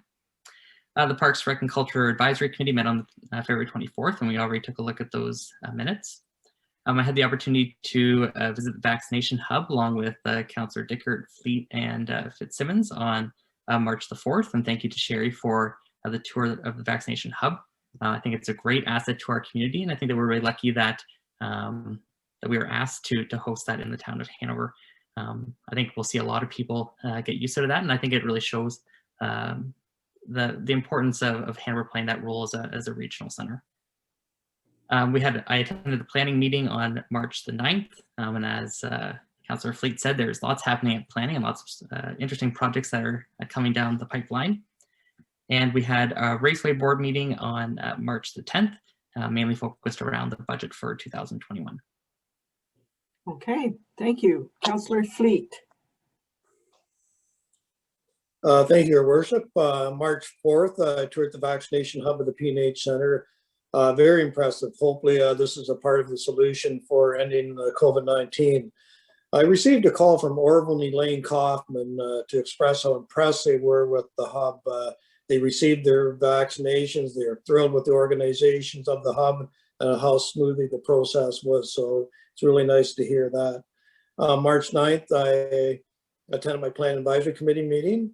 March 10th, I joined the presentation by Bruce Power, where Dr. Eric informed us on the COVID-19 vacations and vaccinations in the region, as well as he addressed other questions from the public. It was broadcast from our P&H Center. Many residents have indicated they listened and were pleased to receive the information. On another note, I'd just like to congratulate our CAO, Brian, on his 10-year Municipal Administration Association Award. Your leadership is appreciated, Brian, and keep your stick on the ice. Thank you, Councillor Fleet. Councillor Hawking. Thank you, Your Worship. Committee work this past month on February the 17th. I attended the Economic Development Committee and presented those minutes tonight. In the afternoon, we have the Saugeen Municipal Airport, and I presented those minutes tonight. As you know, I was part of the organization for Snowbirds, and we had a meeting on the 20th and decided that things weren't as positive, and we put that on hold. I attended the Ag Society a general meeting virtually. On the 25th, we had our emergency service meeting, and I can inform council that we're getting very, very close to finalizing our report. We have a meeting this week where we're going over our first draft.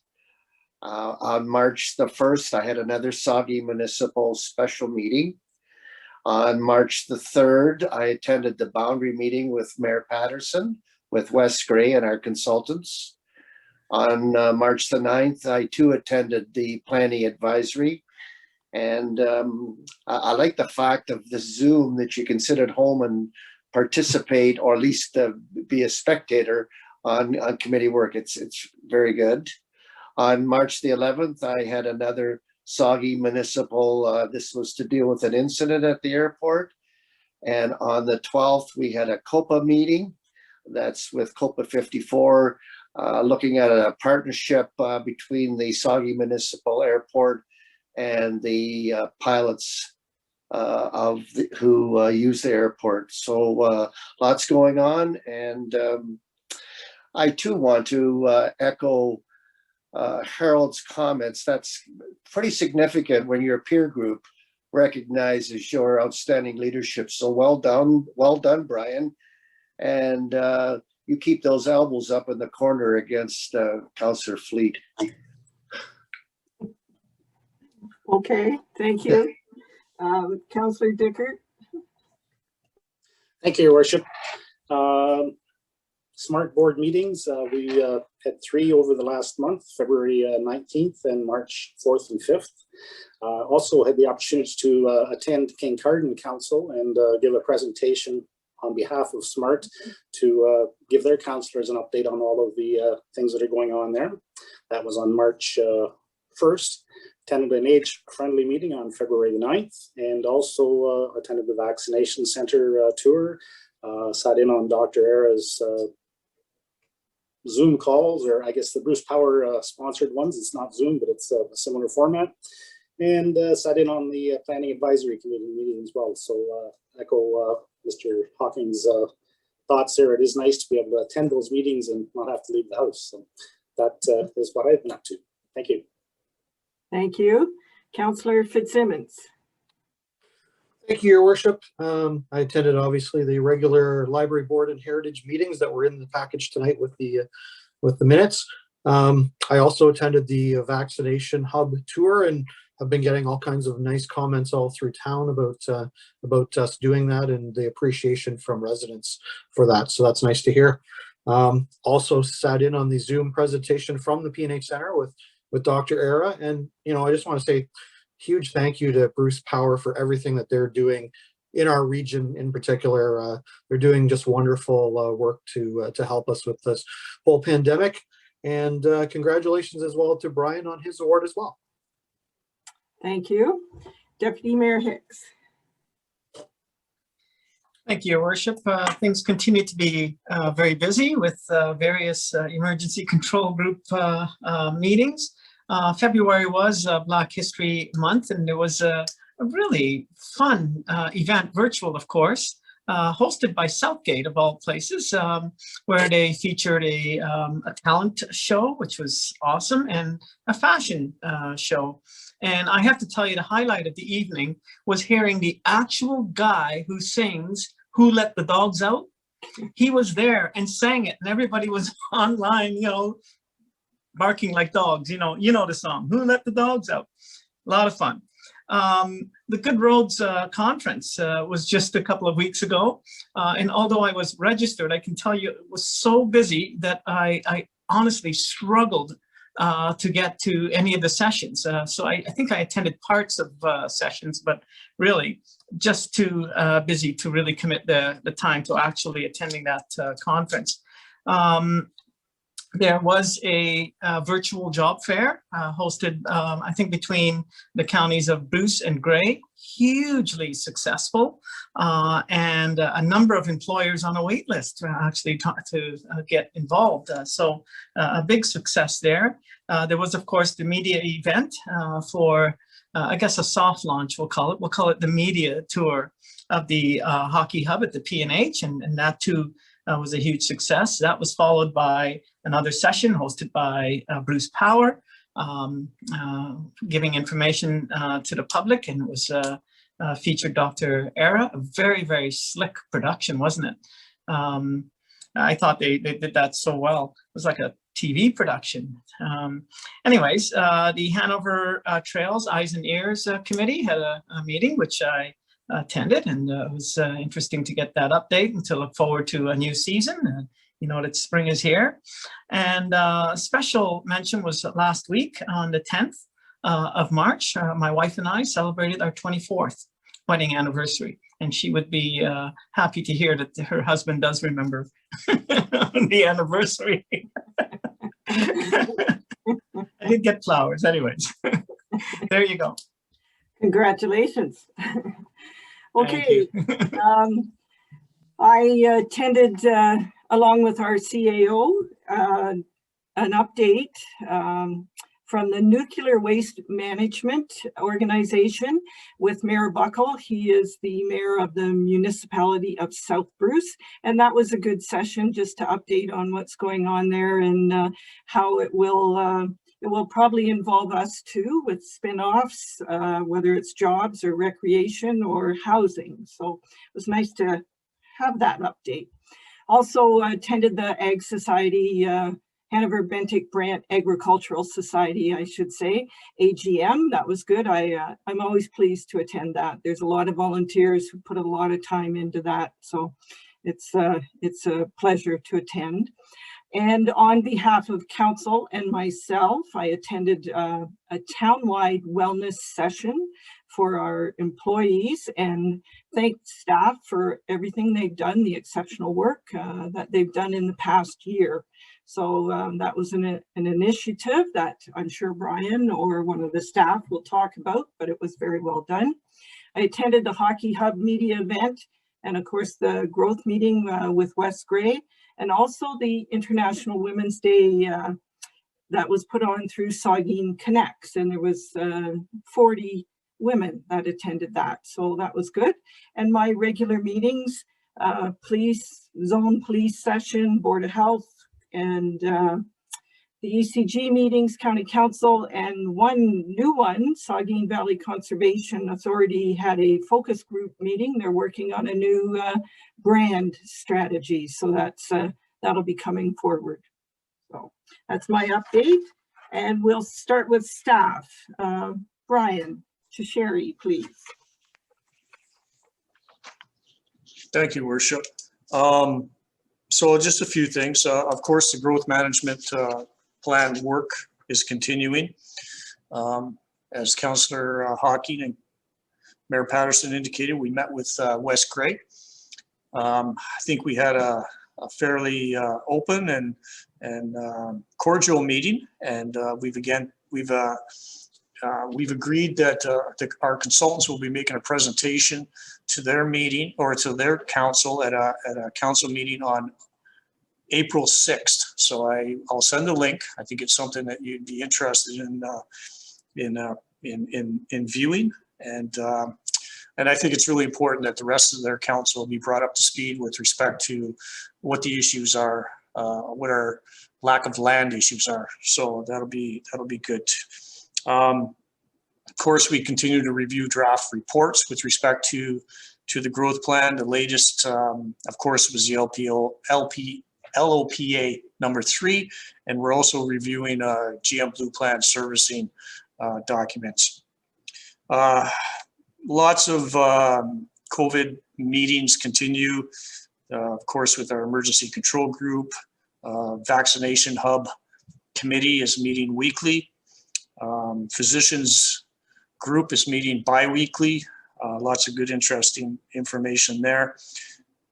Several projects, again, 233 10th Street, which is a significant development that we continue to work on, make sure that sale goes through. The Emergency Service Facility Review Committee is in the final stages of developing their report, and we'll be planning to present their report at the May 3rd meeting. So they've done some excellent work, and that's coming to a culmination. Finally, thank you very much for the comments with respect to the OMAA letter regarding years of service. It's actually almost 15, but who's counting at this point? With respect to the comments about hockey, well, I was always taught to respect my elders. So, I do the same with those I'm playing hockey against. That's it. Thank you. Thanks for that, Brian. Chris? Oh, we don't have Chris. Oh, there she is. Thank you, Worship. We're going live this week with our new payroll software upgrade. It's been a very long process and it's been a lot of work for our staff. So special thanks go out to Jennifer and Melissa for getting that underway. All payroll now will be online and all your pay stubs and everything will be available online on that system. So with the recent news of e-posts being canceled within the next year, this is a good time that we went online for that. We are currently awaiting drawings from our architect for the theater request for proposal or request for tenders. Right now we're waiting on the mechanical engineer. It's been outstanding. Hopefully by the end of March, mid-April. It's already 1 month behind delay from our original plan that we had wanted. We're working on the year-end audit. Working papers are underway and they will be on site starting next week. We are underway getting a lot of our budget items for 2021 underway for capital and operations. We are also been having a couple meetings so far with the County of Grey because we're working on that vacancy rebate. And apparently it wasn't the county that has to work on doing a bylaw. It actually is them to coordinate so that every lower tier municipality has to pass a bylaw. So we're working on that and they're going to provide a sample bylaw that they want all the municipalities to pass. And as soon as we have that information, it'll be coming up to council so that we will no longer have that rebate for taxes for being vacant. And while we were at it, because the business education tax is reducing about 30%, this is the year that we wanted to look at the ratios for the commercial and the industrial. So those vacant properties and those excess lands that actually get that 30 and 35% reduction will actually go back up to 100% taxable. So with that BET, as they call it, business education tax reduction, they won't really see any effect on that at all. It'll be similar to what they paid the previous year. The biggest reduction will be to our fully taxable commercial and industrial properties, which is what we as treasurers felt was the best direction to go in this year when everything is coming down instead of them getting a huge discount. So they're going to be presenting that to county council in the next while as part of their provincial policies for the tax ratios. So the ratios have to be done at the county level and that's the direction they're going to go. And they're also going to mention about the vacancy rebate. So that should help all our commercial properties and get those properties that are sitting empty for years to actually start paying their full taxes and start filling those properties up. So that's good news for there. And MPAC, the Municipal Property Assessment Corporation, is currently updating their software and it's going to be live for our area. Municipal Connect, which is used by our municipalities, County of Grey, all the lower tier municipalities to get all your assessment information. And it's going to be effective next week around March 22nd. So we've had a lot of webinars and updates for that. And as you notice in the package, there was a note about our, technically they call it phase 3 funding, but it's under the Safe Restart, but they're calling it that recovery fund where we got the additional $66,875. That is in addition to that $45,000 that you may remember at the beginning of the year that they provided to us through their phase 2 for 2021. And so that amount will also be for 2021. And all that money is to be used towards operating pressures due to COVID, not capital, all operating pressures, just so you're aware of that. And I too have attended management team meetings, EOC meetings, MPAC webinars, and municipal finance officer webinars as well. That's it. Very good. Thank you. Dawn, what's happening in the planning world?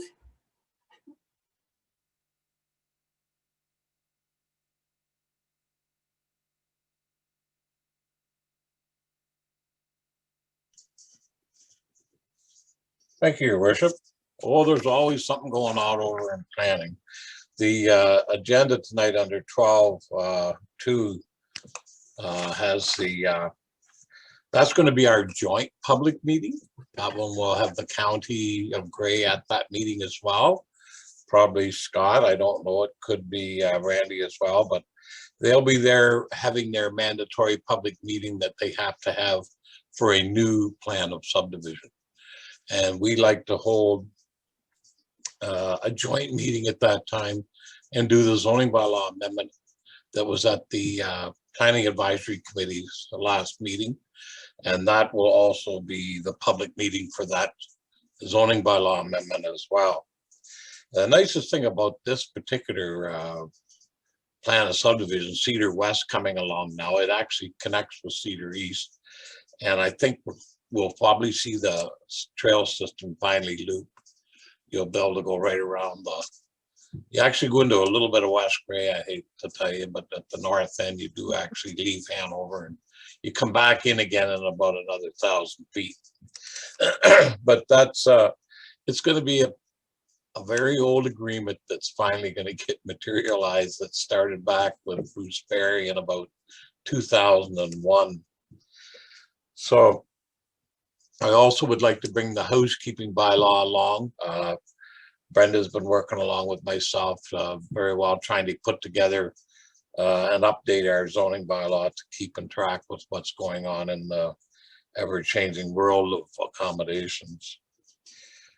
The OPA, Brian mentioned OPA 3. We're very, very busy working on that as well. Got lots of things to review and get done. I've been working with, as Chris said, with the theater group, enjoying that very much to watch that project move forward and get something there at the end of the day that'll last for many, many years. With regards to the vaccine hub, I had the pleasure of volunteering there last Wednesday as a cleaner. I now realize that's a pretty hard work. But apparently Brenda tried to volunteer yesterday and they volunteer today, and they are, if you don't volunteer quickly, they got lots of volunteers apparently. But anyways, it was well run. It was really interesting to see it work. We ended up, I don't know how many, but there's Tom and myself, Carl, we were the two cleaning staff at the time, and we tried to keep up with those. I think there's 4 doctors doing the injections at that time. It was very interesting how it moved along so smoothly. And I just want to mention McEwen's is starting to look like a gas bar, as much as they've had snow and ice on top of just about everything they've done. So the other thing is the building permits are still coming in and still getting issued. And building materials are going crazy. I don't know how everybody's dealing with it, but they're not having any trouble pouring concrete. Because concrete hasn't gone up in cost yet, like everything else has. But the lumber seems to be coming a little later. It's been very interesting times to watch the construction industry change over this COVID. That's all I have, Your Worship. Thank you. Thanks, Don. Sherry, please. Thank you, Your Worship. So we are looking to spring and summer at Parks, Recreation and Culture, and that's always exciting. So we're making plans for our outdoor fields and activities. So looking forward to those being in use this summer, where they were pretty quiet last summer. Of course, the vaccination hub has been mentioned a number of times tonight, but we continue to provide a significant amount of support there, both just from an operational standpoint, and a number of us have offered to volunteer there as well. So we're getting kind of both experiences, kind of helping on the operational side, but also experiencing it from an volunteer perspective. So I would just say to our residents that are calling the P&H Center, we are not able to book appointments. That is with the online booking system as of today. I understand it was frustrating. We heard that, but please just be patient. I think that's the key message that I would offer to all of our residents. And sorry, you can probably hear my dog shaking in the background here, so I apologize for that. Secondly, we've been almost a year without swimming lessons in Grey and Bruce County, so not just in Hanover. So I really encourage our residents and of area to really consider making swimming lessons a priority this spring and or summer. We live so close to waterways, rivers, lakes, and we know that last summer there were some tragic instances that occurred in our waters, and we don't want that to happen. And swimming lessons are a way to prevent that from happening. So our swim lessons start the week of March 30th. And you can register now. And swimmer 3 and below require a parent or guardian in the water, and we're following full COVID protocols in regards to our swim lesson operation.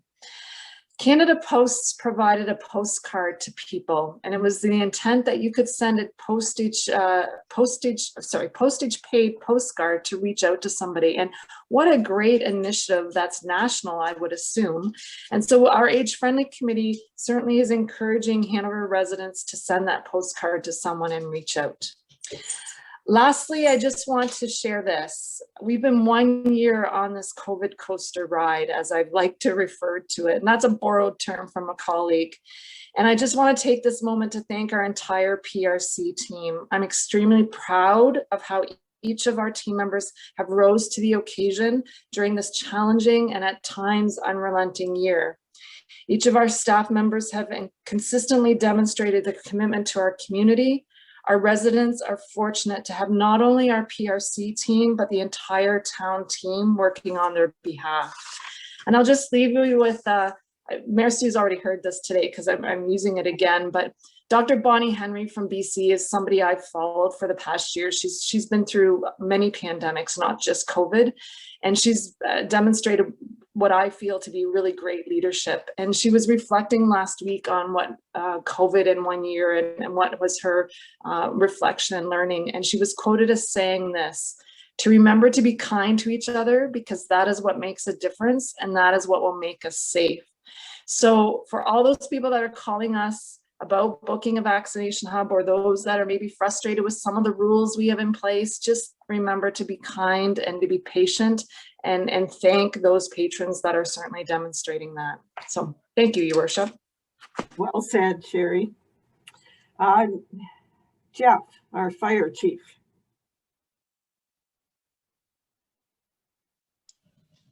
Thank you, Your Worship. So we've been working on, in February, we completed our ice water training.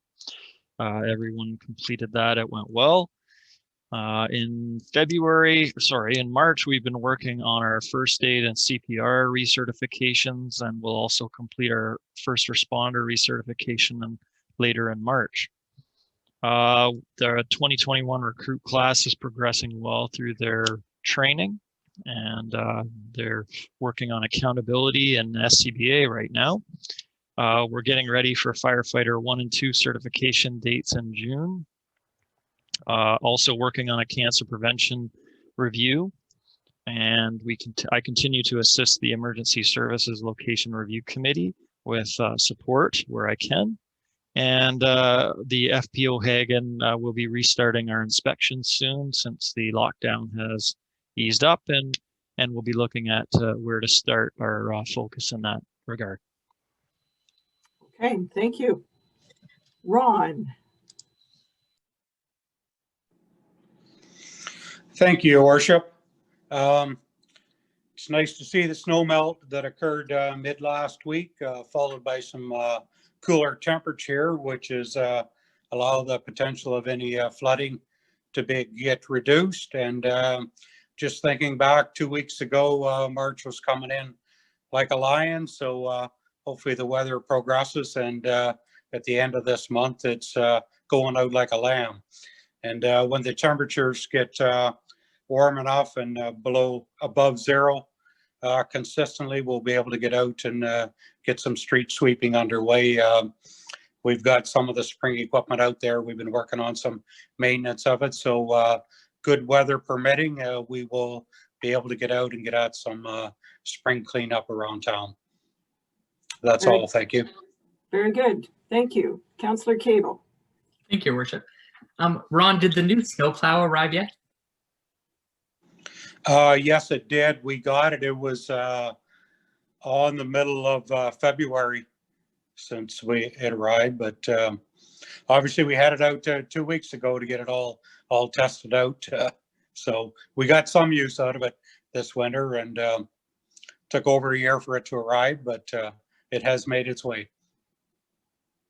Very good. Okay, so let's move on. Item 12. So I'm going to ask Vicki to share the screen because I think it's a little more helpful while I'm reading these dates and the meetings. And then we also have a record of it on Facebook if anybody's looking for these meetings. And the meetings are also on the agenda on our website. So, okay, so planning and other meetings. The Planning Advisory Committee is going to meet on Tuesday, April 13th at 5 p.m. There is a public meeting on Monday, April 19th. That's for zoning bylaw amendment Z2-21. Economic Development and Cultural Roundtable Committee joint meeting is Wednesday, March 17th at 9 a.m. And Parks, Recreation and Culture Advisory Committee meeting Wednesday, March 24th at 7 p.m. Hanover Public Library Board Thursday, March 25th at 6 p.m. Heritage Committee meets Thursday, April 15th at 10 a.m. The Hanover Police Service Board is meeting Monday, April 19th, 9:30 a.m. Age Friendly Advisory Committee is Tuesday, April 20th at 2 p.m. And dates to remember and announcements. The municipal office will be closed on Good Friday, April 2nd, and Easter Monday, April 5th. The next Committee of the Whole meeting is Tuesday, April 6th at 7 p.m. The next regular council meeting is Monday, April 19th at 7 p.m. Thank you, Vicki, for that. And item 14, notice of motion. Does anyone have a notice of motion? Seeing none, the next item is a closed meeting, and we do have a closed meeting this evening. And the recommendation is that the Council of the Town of Hanover meet in closed session in order to address matters pertaining to personal matters about an identifiable individual, including municipal or local board employees. So I need a mover and seconder to move into closed. I have Councillor Fitzsimmons and Councillor Cable. All in favor? That is carried. Thank you. So we are now in closed session, and we'll let Vicki do her thing.